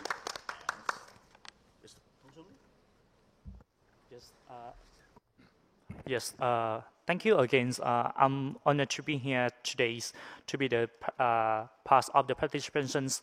So thank you, Professor Kim, and the other discussions people. So today's discussions has so that the East Asia should challenge on the historical regaxes, security dilemma, and external pressures. So cannot be solved by the copying Western model or the relying on the bloc politics. Instead, what we need is the regional ownerships of flexible, inclusive cooperation that reflect our own realities. As someone from the Southeast Asia, I see value in the Asian style diplomacy is not perfect, but the pragmatics. So we don't need to erase a difference.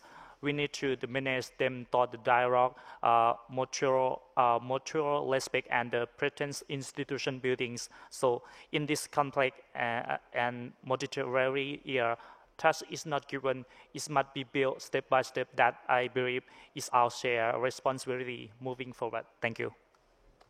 Thank you. And the Secretary, okay.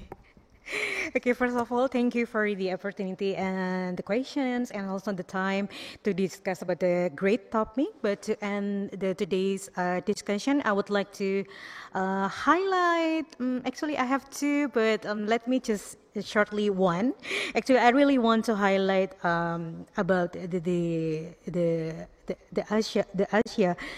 Rather than aligning rightly with one bloc, Asian nations should craft independent, pragmatic strategy that promote regional stability, economic diversification, and multilateral cooperation. Unity within Asia, especially through Asian and regional trade framework, is essential to navigating fragmented global order while safeguarding nation interests. Yes. That's for me. Thank you very much. Thank you. And finally, Ms. Narita. I'm Pastry. This is my really first experiences of participating this kind of academic discussion or conference. So I try to give a really. I try to appreciate to the Kais, Professor Kim, and also the wonderful discussant and having me and discussing with me. It was really good opportunity and experiences for me. And honestly speaking, I have had a kind of optimistic idea that Asia is safe or Japan is peace or something like that.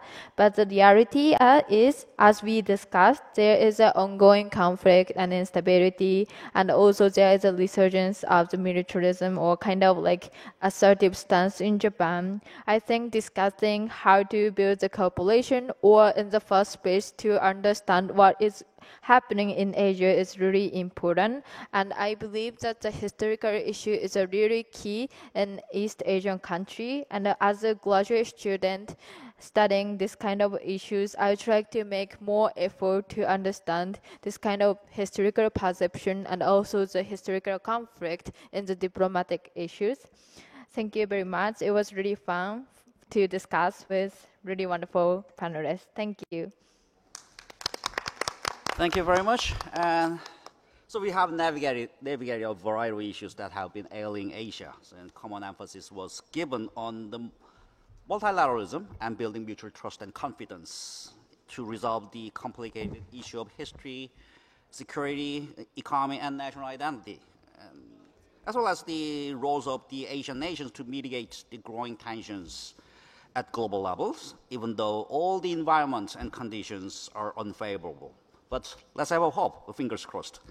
And thank you, panelists, for offering and sharing your insightful and invaluable thoughts and insights. And thank you for joining us for the final session of the 2025 annual meeting of the Korean Association of International Studies, either on-site or via YouTube. Again, I would like to express my gratitude to the Korea Foundation and the Korean Association of International Studies for this wonderful event. Thank you very much.